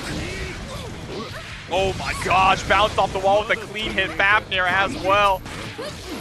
Tatuma really the only soul I see utilizing that clean hit Fafnir at such great effect. 2K2D finds a connection there off the counter hit and off the OTG in the mid-screen. What? Tyrant Rave! What? Optimal. And he just nods like it's another day at the office. Oh my. I'm so happy. Unbelievable. We are so good right now, bro. There we go with the 5H. The spinning top. Oh, Yuang summoning a minion point blank on block for free. Slide on in with the wild throw. Oh, this time it's 2K2D. Minion applies hope. So the defense player trying to go for some early callouts on that one here. Rare setting a minion 3, but unfortunately gets a knuckle sandwich. 5K wins the day. Just a reversal Elysium driver is going to be able to hit its mark, allowing us to set up more minions here as well. But no, it just goes for the safe jump. Oh, not so safe. Yeah, I was going to say the not so safe jump, unfortunately, there. Ends up getting the punish. And just like that, 2 games already after the side. Afanea needs a massive comeback here. The Jacko has had opportunities. We've been able to get these minions started. It's just that once Tatuma gets in far slash range, we just haven't been able to reestablish ourselves without the use of burst. Afanea trying to start some zoning here with the minions. Slowly but surely, now needs to figure out a way to get out of the corner. OTG immediately into another close slash. Oh no, and off the one hit on the revolver, is able to get the punish here. Close slash one more time, and it could be the final round now. Tries to go for the 2D right off the bat, but Tatuma sniffs it out with a neutral jump, and that wall split! JD, listen, Soul Bad Guy, does damage to the health bar, does damage to the wall. Anyone can get it. This feels more like psychological damage happening right now. There's the burst bait! The damage adds up beautifully. Just like that, we're able to do enough to break through and guarantee our spot. Missed out on the winner's side, but losers will do another chance to potentially become an EVO champion for Tatuma. And you can see the emotion on his face as well. A bit of a sigh of relief knowing that he has secured his slot for tomorrow morning. Unbelievable run from Afanea, by the way. Yes. Getting into 9th place. I know that's never what you want to hear, especially right in the moment, but that is just a hell of a run and something to absolutely be proud of. All of these players making it into the top 24 of one of the most competitive games on the planet on the biggest stage is an unbelievable accomplishment, and it's so good to see this many people being able to, you know, like make their dreams come true, dude. Yeah, it's crazy too, because when you look at the level of competition in Strive, and we'll probably talk about it a bit later, but you look at all the past tournaments that have happened this year, the past majors, no one has won more than one. It has been a lot of people spread out across it. As we said, multiple different people for EVO championships, Arc World Tour champion, all these different majors, qualifications, things like that. We even have another one of those players who was able to get a big victory and qualify last year. Coming up again, a name that a lot of people are familiar with. We get to see him at all these big international tournaments. We have Varix. Yep, Varix, your Frosty Faustings champion, coming on in up against MJ Karase, who we saw earlier on in the winner sides of the set, but unfortunately wasn't able to make it in on winner's side. Now coming through to try and get that second chance, that last chance to make it in on the loser side of top 8. Yeah, I mean, what else can you say here? This is where everything, it all comes down to this. Dreams are made and broken in these moments. Top 24 is honestly and truly, this is the toughest part. It is. If you make it on the top 8, you make it on the stage, and you're like, okay, I did it. Here's this accomplishment. I get to go on the stage. I get to like receive my praise when it comes to that. In top 24, while it is a major accomplishment, the actual exit from the tournament feels very normal, and that can be deflated. It can be a heartbreaker. It can. This is the most heartbreaking moment. You know, if you ask anyone who does commentary or anyone who watches a ton of competitive fighting games, they know that some of the most dramatic moments happen in top 24. Yes. Where players, because for a lot of players, yeah, you want to win the tournament, but getting into top 8, like you said, sometimes that's enough to satiate you even if you lose. You know, I made it there, right? You know you're good enough. But there's always that doubt in your mind if you lose in top 24, like, am I good enough? Which you are. It just depends on the day sometimes. but that leads to so much more heartbreak and drama. And here we are again. Another qualifier through the losers side. MJ Karase, another chance. Barracks fighting through the losers to be in this position. Wow. Big body wild assault to start the set. A statement maker on that one. And just this version of Nago is something special. I feel like they finally unlocked what they wanted this character to really be. Able to take a bite out of crime here. Mario Party incoming. That's exactly what I said earlier, is that this is not the best version of Nago ever, but this is the coolest version by a mile. Yeah. Which you would think is strange because they took things away from him, but they distilled him to what he needs to be. He's exactly what he needs to be. Pixel life left though. A little bit of meter for MJ here. It's going to be the standing heavy. And Fukio's backwards card at the feet, but we're not worried about it in the slightest. Straight into the next round. Creating some more space this time, actually, instead of getting aggressive. Which that might be a little bit of a mistake against Johnny, right? Giving Johnny room to breathe, Johnny room to maneuver. Setting himself a bit. Fukio into the Beyblade, one of the best jump scares in the game. Skipping that neutral. Oh no, but look at that blood gauge. Sitting at level 3 means you're going to take more damage, but those H normals are buffed. Oh, nice conversion on the jump away as well. Recognizing the counter hit there and being able to get that // confirm. Now the blood going down a lot, able to get those 2 Fukios on in, blocks the YRC, and this one's gonna hurt. Gets the blood rage. 6H, batter, we're swinging! And Nagoriyuki, if the guy makes contact, you already know where it's headed. 500 yards over the wall, no chance for survival. Beautiful finish from Barracks there. We go straight into the full send on the Shizu. That's crazy. Yeah, being a lot more aggressive. This is what we saw in the very first round of game number 1. I mean, that was actually the sequence that ended up winning Barracks Frosty Bouncers was just an aggressive walk up into a Shizu. That's one of those sequences that he's kind of known for. He loves going for it. Oh, here we go. Yep, first there from Barracks. Again, trying to shut down the positive bonus from MJ. Do not want to allow him to unlock that level of tension and get that burst gauge back. Oh, no reaction there. That's a tough one for sure. Card gets placed out. Trying to slice it himself. Unfortunately, it doesn't break for you, brother. Straight through the wall. Jay's in the chat. Once again, let's see him. Terrible position, though. Even with the 50 meter in your pocket, does have a deflect shield as well. Chooses to use a bit of FD and gets the in. What a jump! Unbelievable! The most grounded and mobile character in the game, taking to the sides, taking the win here on Johnny, and now stuck in the corner. Here's the 2H, the anti-air missile turret that is Nagoriyuki, snipes him out of the skies.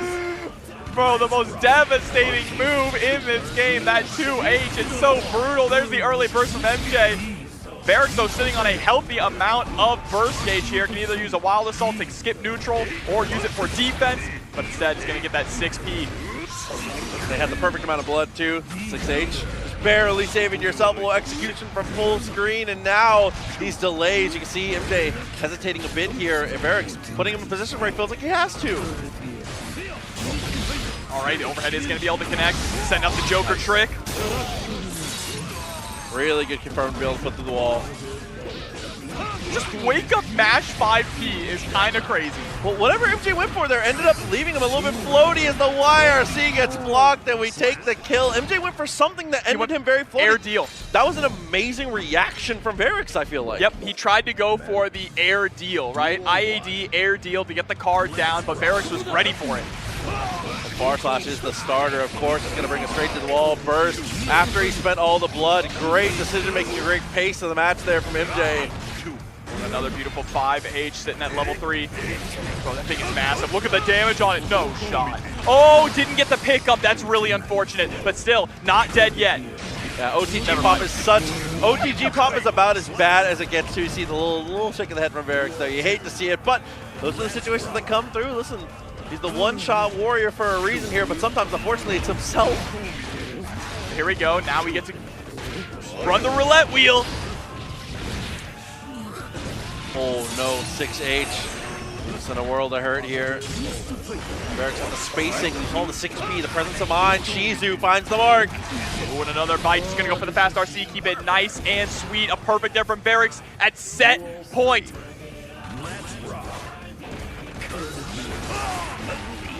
Close slash, does step on the toes, not going to work out. Double Fukio forward, able to take a bite. Wow, what defense though from MJ, able to block all the highs and the lows, but can you escape from this corner position? Nice. Just like that, questions answered. He'll come through, dashes on forward. Senga actually gets to the back dash there. Ooh, and able to get off the wall, bounce straight to the super. Okay, Varix actually has like the perfect amount of blood too. We'll see what he's able to do. Uh-oh. Oh, the OTG 6H. So brutal, but a flip into air deal. Just gonna make it short. Once the hard knockdown in this scenario, it's not gonna kill. Oh, maybe it will. Oh, he dropped it. Holds on to the burst too. Crazy patience from Varix there. Watch out for the 5H. And as soon as he saw deal, that was the go sign. Had to get aggressive. Didn't want to be in a position where the guard crutch comes through. That was going to mean a certain death. So Varix, a good gamble, but unfortunately doesn't go his way. MJ still has a tall mountain to climb though, because that's one game and you need to make this a reverse 3-0 to take down Varix. Another bite coming through, but a wake up gold burst. What a are you serious? Did you see the spacing? Are you serious? The spacing at this level between all these players is absurd. And that's variable spacing too, because he can cancel at different timings. That's crazy. Gonna stop short with the guard crush. Great defense here, blocking all the highs and the lows, but can you escape? He's trying to use that bar slice. I got a misfinder of my own. Oh. You might be, yeah, you're dead. I'm actually really curious why MJ backed off there. Varix was sitting at level 3 blood, so couldn't go for anything like a Beyblade or else risk popping. Very true. Maybe something that'll come back on, but for now is going to go for the burst here after the blood is spent. Save himself the pressure of going through the wall here and gets the instant dash in. The JK, beautiful spacing. Instant overhead's going to connect right into the super. Is it close enough to break the wall? Not quite, but that's actually in MJ's favor. Or would have been. Oh, that gets the perfect timing, finds the low. Little step forward, ends up working out. Varix though still set point, and look at the resources from him. He has everything he needs. Oh, gets the burst. Yeah, this is a dangerous position, sitting at way too much blood to realistically move on in. I like how MJ is playing more of a zoning style now. First meter, already spent. Gets the jumping on the JK, commits with a misfinder for the second time around a piece. Now still set point for Varix, but MJ Karate is not dead yet. Great backdash immediately into the Beyblade. Massive pickup and drops the bar slash there. Doesn't matter because they get the layup with the JH. Timing on the jump in is just perfection. 2S for the OTG. Fukio's again to throw. What's next? Oh! Give me your soul! Oh no, and that'll do it. 6H twice in a row. Varix is going to be able to get into the top 8 one more time. Another chance for the Vampire to see success here at EVO. This has been an unbelievable top 24, and I can't believe it is not done yet, Proxy. Varix playing so well. MJ Karate getting in through winner's side into that top 24. Very close and a well-earned placement for himself, but unfortunately is going to miss by just a hair. It's going to be, again, Varix coming through. Dude, the momentum from this guy is genuinely unbelievable. I feel like nobody else embodies the way that Nagoriyuki's supposed to be played better than this guy. Anytime he shows up, he makes it known that this character is still incredibly strong. Even if other people have left him to the wayside, Varix proves he is a top-level character, and all you need, Proxy, is one shot. Listen, that's all the character has ever needed. Listen, if you're a Guilty Gear vampire, there's only one thing we need to know about you, and that's you only need one opportunity to get the job done. Again, I'm super excited to see not only Nagoriyuki, but Varix as the pilot being able to make it into that top 8. That is going to brighten the room a ton. But unfortunately now, this is another sad one for me. Another one where you hate to see two of the best have to go at it in a situation like this. Losers side action again as a reminder as we move now into Nitro versus Jack. Nitro versus Jack is absolutely insane, and either way it's going to be a heartbreak. Nitro, your reigning defending EVO champion, not seeing him in top 8 just feels wrong. It feels wrong to not have the champion there defending his title. But Jack, first ever tournament, Evolution, making it into top 6. How does Jack not make it into top 8? for a lot of people, this is supposed to be Jack's year to win it. Yeah, I mean, when you look at the results, when you look at the consistency in these online brackets here, because obviously online matters for anybody that has not picked up on this at this point. Playing online, when you see the players that are placing this well, they are the ones that are also translating it into offline. Jack has, I would say, in the conversation for the most dominant record in online tournaments of any player ever, maybe in the history of fighting games. Not Guilty Gear, not anime, not modern games. In the history of online fighting games, I don't think there's a person that's cast a shadow over the game harder than Jack. I completely agree with you. I mean, the data, we could probably get that data. Dude, seriously! But I completely agree with you. If anyone is the most winningest player, it has to be Jack. And what better way to really put a cap on that than becoming an EVO champion, right? But to become an EVO champion, he has to get through the EVO champion. The man, Jobber! Right. You gotta beat the man, Proxy! Oh, and again, this is going to be such a tough showing here. Two players that are so deserving, two of the best in a lot of people's picks to make it all the way to the end, but one must stay and one must go. Either Leo Whitefang is going to check into the party here, or Happy Chaos is going to get back into the dance one more time. A character who, again, has been dominant throughout the life cycle of the game thanks to a ton of talented players, but in the modern game, I don't know if there's a player that does it better than Jack. That's right, that's right. Well, the theory fighting is over, and it's time to find out who is going to get into top 8 of Evolution 2025. Just like that, Nitro takes that little step backwards off the start. Early throw from Jack. 5D immediately is going to get bursted. Again, it's so important to not allow Happy Chaos to get a positive bonus, to be able to get that super. Oh, and with the just block there, able to find the throw, looks for the cross-up. Nitro's defense is out of this world. I don't understand. Able to escape from the corner there, too. Gets caught in the backdash, though, and the command roll into the gunshot for the full pickup. Just reloads the entire gun. Yeah, no reason to apply any more pressure. Full screen with the life lead there. Takes the shot. The bullet doesn't quite come out, but still, situation looking pretty good. Secure in the throw. Oh, just the back turns into the throws. Catches the backdash with the back turn H, and that's going to be a quick first round. A quick 180 to be able to bring yourself back into this one there. Way to stifle the momentum, Jack. Full control in the early stages. Nitro, what a way to turn it around. This is how I'm expecting the entire set to go, back and forth between two of the best. Command roll through. Beautiful pickup. Straight into the wall break here. Goes for the super focus, or not the super focus, excuse me, regular focus, just to get a little bit of that bar back. Touch too far on the swing. Anti-air with the shot. Sucker punch. Gonna go a bit wide. Finds the throw either way. Deus Ex Machina. Yeah, you gotta reload the gun here. Get that hard knockdown. Now Jack in such a strong position. Just like that. OTGs and bang, bang, bang. Quick with it. Able to absolutely stop it out there. Around a piece now.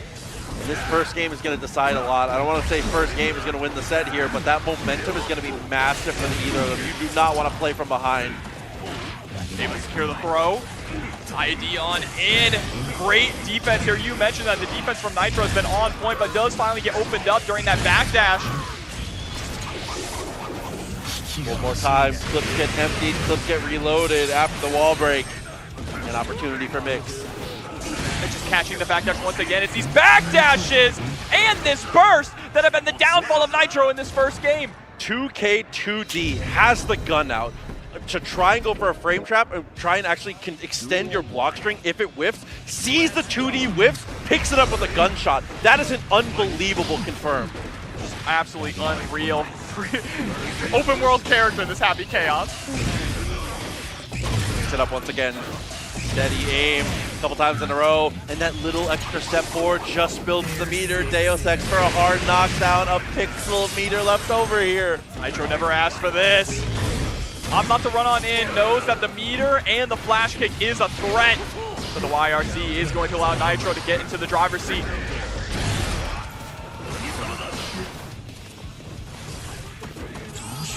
VRC for the slowdown, 2P. What's next? Blocks. Dude. Yep, swapping sides. Building up enough tension here where the next hit is going to kill. RC immediately into the 2H. Hit him with the pillar. You see Unstance's taps the FD for just a moment there and take that big step forward. Well earned on the throw. 5K, 2K, dueling normals. Nitro ends up getting the better of it. Nice deflect shield trying to push out, but it feels like no matter how much you deflect shield Leo, he is always on top of you. Yes. Now another backdash, slowing the pace down just a little bit here. Gunshot comes out after the 2K, but stuffing the cross-up attempt. Should be enough to kill here. Yeah, you got the super. That's going to be it. Nitro tying up the score. And a full house here, dude. Regardless of who wins, the crowd is popping off here. Crowd favorites between the two. I'm loving the energy in this room right now, dude. This is unbelievable. Yeah, everyone in the back watching, taking notes. Evo is something, man. It's electric proxy. 2S taps the dust. Love the idea. Forces the burst. Jack. Response? No, just gonna hold. It's gonna believe in his defense there. Unfortunately, believing is not quite enough. Has to spend his burst. Oh my god, but the sucker punch into the command roll. Vintage Happy Chaos once again, light him up. It was on one bullet too. That full reload is crucial. Back actually expecting the flash kick there. I like how cautious we're being. We're being cautious enough. We're tapping the brakes on the turns here. Not enough to relieve pressure, but just enough to where Nitro knows he's on notice. Exactly. He's definitely on notice right now. One hit away. DPing through the 5D. But the 2K hits its mark. Nitro, all of a sudden, back in this. Actually has an opportunity. Oh, maybe that's going to be the block there. YRC DP hits barely, but it sends him out of the corner. This is a nightmare for Nitro now. Only 2 bullets left in the chamber, but it doesn't matter. Gets caught with a 6K into the gunshot. Curse applied right around start. Safe and simple. I like that. Especially if Nitro's going to try and stay grounded in the early stages. Curse is such a good, stable way to start. Man, it feels like Jack always has a positive bonus so far in this matchup. I mean, Happy Chaos is just able to convert pretty much any straight hit into a wall break. Got DP, 2K, dashes on in. Setting up the pressure with a headbutt here, but the mash of the 2Ps, the reversal timing is beautiful. The Looney Tunes mix-up still blocked and able to wake up with the BRC to see the overhead coming. Push them back. Overhead once again. Plus, though, what are you going to do about it? He smells the blood in the water. Look, Jack only has 1 bullet left in the chamber. This is where you really need to be aggressive. And it's gone! It's gone! There's no bullets left! Nitro moving in, ready to secure the kill!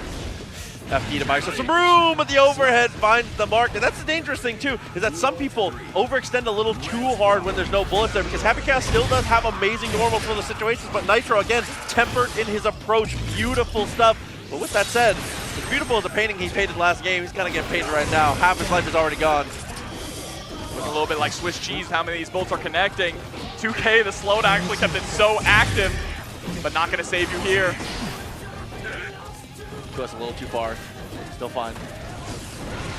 This is such an important round, too. Whoever is going to get that buffer of having an extra life. That's like 2 in a row. It's such a nightmare. 2D, unbelievable. Dashing on in. A little bit of a delayed 2K, right? Good YRC. But the IBFD, instead of just the just block there, overhead on the same side! And Nitro able to get the lead here now. 2-1 against Jack. There's no way this doesn't go the distance. There's no way. Oh I refuse to believe it.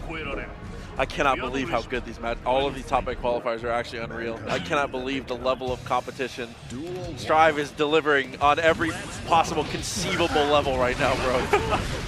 2K into the bar slash, loving it. Tries to go for the headbutt burst timing. Beautiful, Jack. Defensive options on point right now. Nice, goes for the empty jump this time into the throw. Cross up into really nothing there, but that's okay. Still has the gun to keep the pressure on. Full bar slash, forces the burst. See there, nice little spacing. The backdash to be able to escape. Here it doesn't work out. Twice in a row it doesn't work out as we get the punish from the 5K. And that was a lot off the just defend too, preventing the pushback. An even better position for Jack to get that punish. Okay, here we go. Blocks the DP, and Nitro has not been going for a lot of DPs here. Actually let him fall to the ground, went for the OTG. That's probably just reflex to try and bait a burst, right? Even if it wasn't there. Good habits. Fast look to the overhead. 2K beats him out of it. And be able to break the wall. No super though, so we're going right back to neutral, but the curse is applied. Not so safe jump. Both of them with about equal tension, but Nitro with the PRC backwards to create some space and secure that punish. Yeah, second RC, second slowdown, usually having the advantage moments like that. Reversal timing on the curse there as we look for the Headbanger's ball. Not gonna matter here as we take the shot on the way down. Deus Ex Machina, let her rip! Now this is such a dangerous spot. Watch out for the roll. Instead tries to go for the 5D. We haven't been seeing too much of the cross-up roll here from Jack. Probably worried about the fact that, you know, the flash kick is an option. Absolutely, that as well as potentially just wanting to save it for a later date here. YRC, the timing, beautiful, and is able to get the punish. The Wild Assault to extend the confirm, and you already know how else could it go. Game 5 all comes down to this. This might be the biggest heartbreak match of all of top 24. All of these have been unreal. I cannot believe, again, the quality of these matches here. But they're all smiles. They are all smiles, even though one of them is on the verge of not making it into top 8. And just like that, we're going to have to decide who is going to be able to earn their ticket here. 5K twice in a row. Jack, first touch. That JS, what a button. 2S as well. What a way to open up here. Deus Ex cuts it short. A hard knockdown scenario. Again, remember, we still haven't seen that command roll there from Jack. It's always been a big part of his offense. What defense was that from Nitro, though? Oh, and manages to find the throw off of that as well.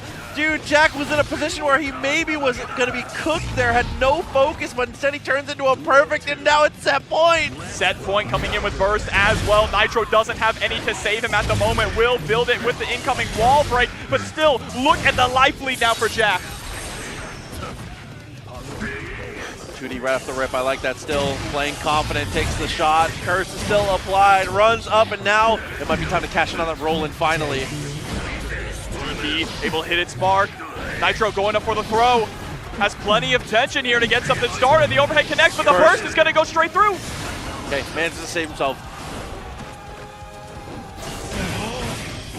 Just barely missed the whip punish there. Throw, puts him into the orange. Life total's not looking good. Jack, the delay, the cancel, the burst is baited! And Jack is going to move on to top 8 in Guilty Gear Strive, taking down your current EVO champion, Proxy! The Demon King! Is there a hero who could stop him? What a match. I don't even... Genuinely unbelievable from the both of them there. Nitro, an exit now at 9th place. Jack, another opportunity to try and make history for himself here through the loser's side of the affair. Genuinely unbelievable gameplay between the two. It is, I can't believe that Guilty Gear has gotten to where it is. These are levels that I never thought we were going to see. You know what this means? I don't know. Don't tell me. Tomorrow morning, we're crowning a brand new EVO champion. Yes, we are. There is no one in this top 8 who has won EVO for Guilty Gear Strive. Like, what can you even say?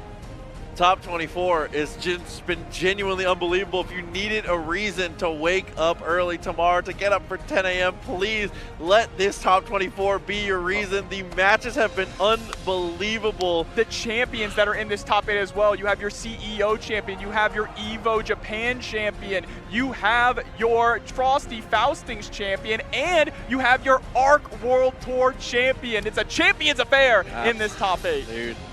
Listen, everybody wearing crowns, but there's only one crown that matters this weekend, and we're going to get a bit closer to seeing who is going to be able to be the one to rock it in the end. So, one more short break, and then after that, we are going to solidify that final spot. Thank you so much for joining us here, and we'll be right back with even more Guilty Gear Strive in just a minute. That sizzle, that's the soundtrack of Chipotle. Literally melt in your mouth tender. Let's see our chicken glistening, our fajita sizzling. It's magic happening. And this is gonna be in your bowl. This is it.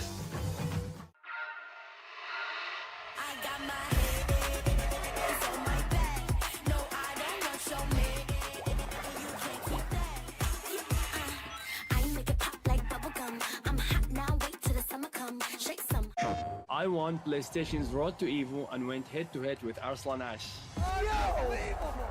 I won PlayStation Road to Evo and battle against Sonic Fox. I have never seen that in my life. To compete on PS5, choose your game, find PlayStation tournaments, and register. It's that easy. Sign up for PlayStation tournaments for opportunities to win unique prizes and much more.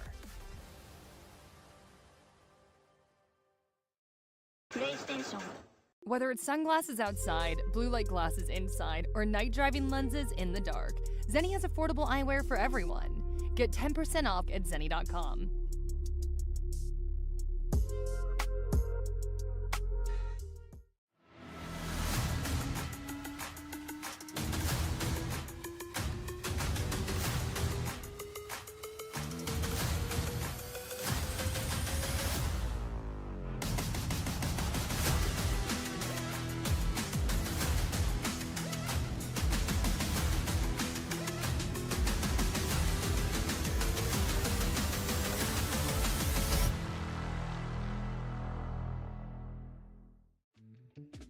Tenno is back with brand new, officially licensed designs by the FGC for the FGC. Our vendor booth will be open across all 3 event days, and if you won't be at EVO in person, the full range of products will be available online at merch.10-o.gg. That is merch.10-o.gg.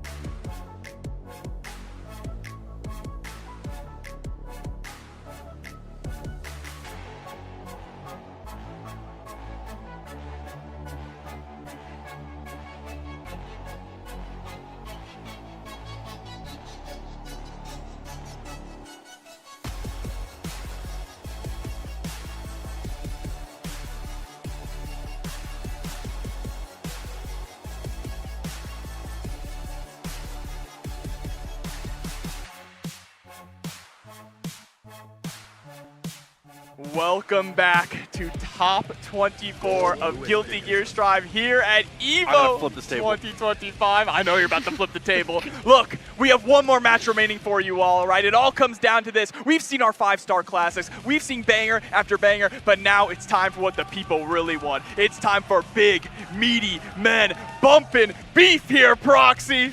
Gold Lewis mirror for the final position. Let's go! This is going to be unreal. Precho and Lolo, our final two competitors here. Precho, she has been one of the people I've been the most impressed with, yes. truly. A player that was fully not on my radar, and I have been put absolutely on notice, and I know that everyone who has the same sentiment as me absolutely has as well. A massive performance here and a big opportunity to cash in on the top 8. But the same can be said for Lolo. Lolo, a known quantity for us in NA, I will say. Exactly. Lolo has been consistently performing better and better at every single offline event, finally culminating at this possible top 8 entrance into EVO.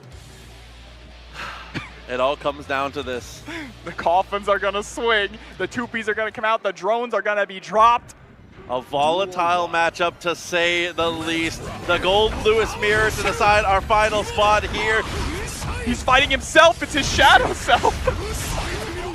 The Precho, she tries to go for the 6H immediately into the Skyfish. Love to use the Skyfish there, as well as the coffin. That's beautiful spacing there. 2S continuing the pressure here, but Lolo with a great timing on the jump out. Oh, and the 5P actually this time, getting that extra range. Normally you see a lot of players go for the 2P, but it is a little stubby. Oh, I thought that was going to be the throw setup there, because a lot of times when you try and go for the big millie, it actually doesn't time out well enough. Oh, but great backdash there. You're going to see so many great responses to the Behemoth Typhoons. These two know this character so incredibly well, and the OTG is going to be enough to take the first round. Yeah, if you have problems against Gold Lewis, one of the best things you can take from this is watch where they backdash, because the both of them are not going to let these weird turn-steal behemoths go. 100%. Oh my footsies. Footsies!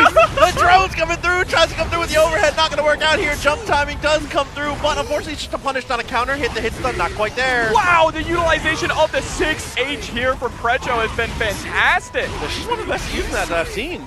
Used to the flash and the FD as well. 6H threatens it and just goes for the 2P, a warning shot. Definitely gonna be able to break the wall here as well, get that positive bonus, but it's right back to neutral. And like you have said plenty of times, Proxy, elite is not elite against Gold Lewis. Yeah, every single one of these matches. Listen, this is the 7-3 mirror match, the Fabled. Sets it up with the security, great deflect shield, perfection. Oh no, but sniped out of the skies with the coffin and sent straight to the next round. Even with the great choice there, the defensive choices are not quite good enough against the big man here. Secretary of Absolute Defense continues the crushing offense. As we try to go for the jump in there. Has the Behemoth as a follow-up. It does catch the jump attempt as well. What Whoa. the? He can fly? He can fly. Yeah, this big man got wings. Chucking a Red Bull before this match. Precho though, beautiful on the pressure here. 2K2D into the low. Absolutely churn the butter. How much damage are we going to take here? Still alive, but at what cost? Yeah, and it is going to be that hard knockdown as well. Massive life lead catches the backdash with Behemoth, but the second one still isn't enough to secure the kill. Watch out for the chip damage. Not a lot of tension remaining here for Lolo, but does secure the throw. Oh, and 2P again, the Lord's reversal in moments like that. A great match and one of the best tools in this matchup to be able to break out of situations like that. Duel 1. You can see the slight smile. Double white wild assault. The first one to blink loses here. Lolo holds it just a touch longer on the timing and ends up getting a wall break because of its Skyfish to make sure we get there. Yep, Gold Lewis can be a little slow on the startup of that run. So you want to make sure you get your positive bonus that you worked so hard for. Bro, the clashes on the Behemoths. I feel like there should be way more screen shake.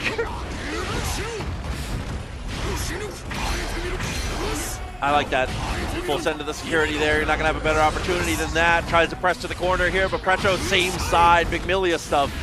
Yeah, but she's able to get same side once again with that JH, getting the burst out of Lolo this time. Stopping the drone setup by pulling up the Skyfish. Uh-oh. Game time. Down here in the corner. Are you gonna burst? Get him away from me.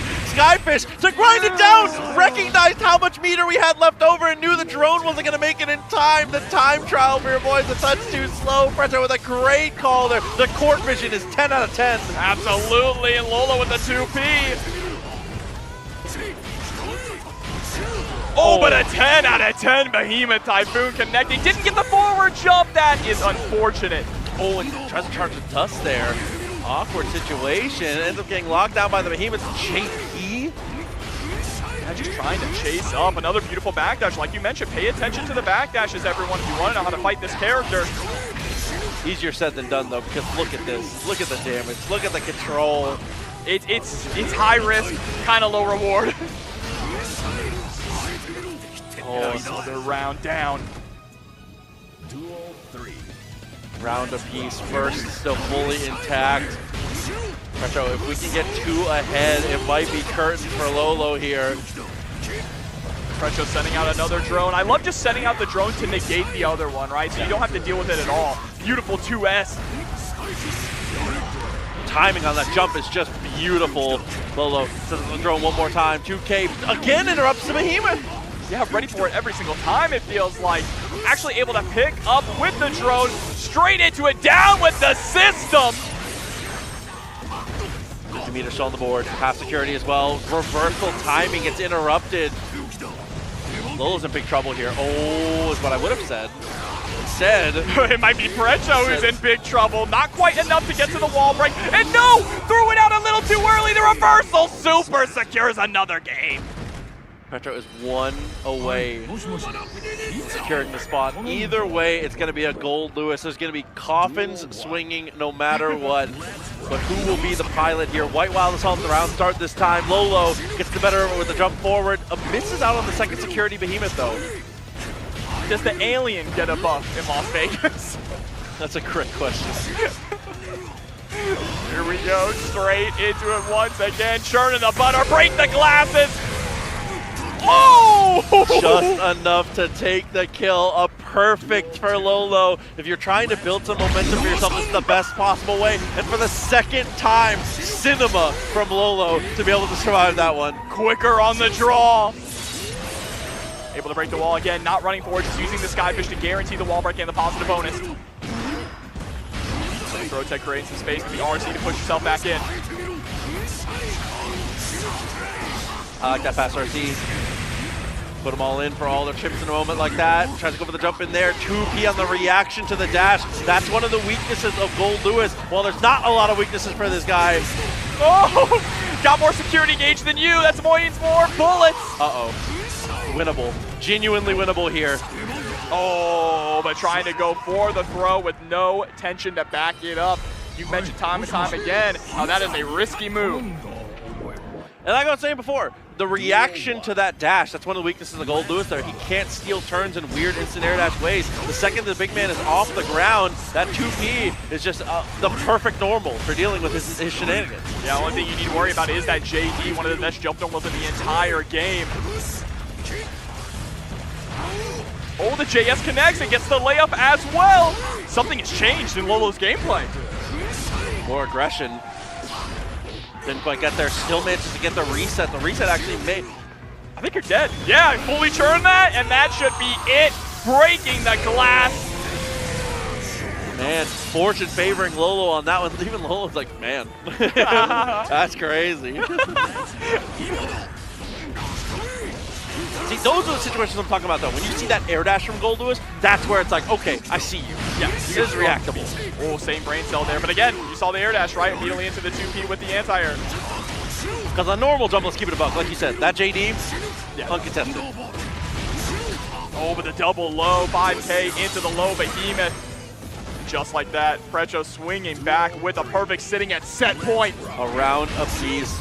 Either the final ticket is punched, or we go down to what could be another game 5. JD finds the mark a touch too far away. We're going to use all of our security there and looked for the jump over. Didn't want to give away their security for the drone there. Yeah, and that makes sense. The security gauge is so powerful. If they can get the pressure in, utilize it for multiple Behemoth Typhoons. Now we send out the drone for the Oki. 6P keeping you in the corner. Dire straits right now for Lolo. Lolo's in huge trouble. White Wild Soul definitely remedies some of the pressure here, but the backdash is perfection! PRC gets the connection! That will do it! Unbelievable showing here! Pretto's gonna guarantee the spot! It was gonna be a gold Lewis no matter what, but Pretto is better on the day and has earned this situation a top 8 berth here at EVO. What a way to close out this top 24. A gold Lewis mirror match, but that solidifies it. All 8 players lined up and ready to go. We will be crowning a first-time EVO champion. Unbelievable. So many stories coming to the head all together in the end. 10 a.m. tomorrow. Listen, please do not be late. Tomorrow is shaping up to be one of the best finals days in EVO history, not even just for Guilty Gear Strive, but for all of the games above. So make sure you're locked in all day long, whether you're here in the venue, even though I know you can't hear me, or you're at home watching for yourself. Tomorrow is going to be a clash of champions with like the world has never seen. Exactly. I couldn't put it any better. And if you want to see even more drama, don't tune out, because immediately after a short break, there is going to be the Killer Instinct top 8. So all right, it's going to be absolutely wild. But Proxy, it was an absolute pleasure. My first ever EVO commentary here to be able to share it with you in this top 24. And I want you all at home to remember, Guilty Gear Strive and EVO forever. We'll see you next time. New Chipotle Honey Chicken brings a hint of pure honey and seared smoked peppers with fresh chicken hot off the grill. For Chipotle heat with a touch of sweet and a perfectly balanced sauce. Chipotle Honey Chicken takes heat and sweet to a whole new level.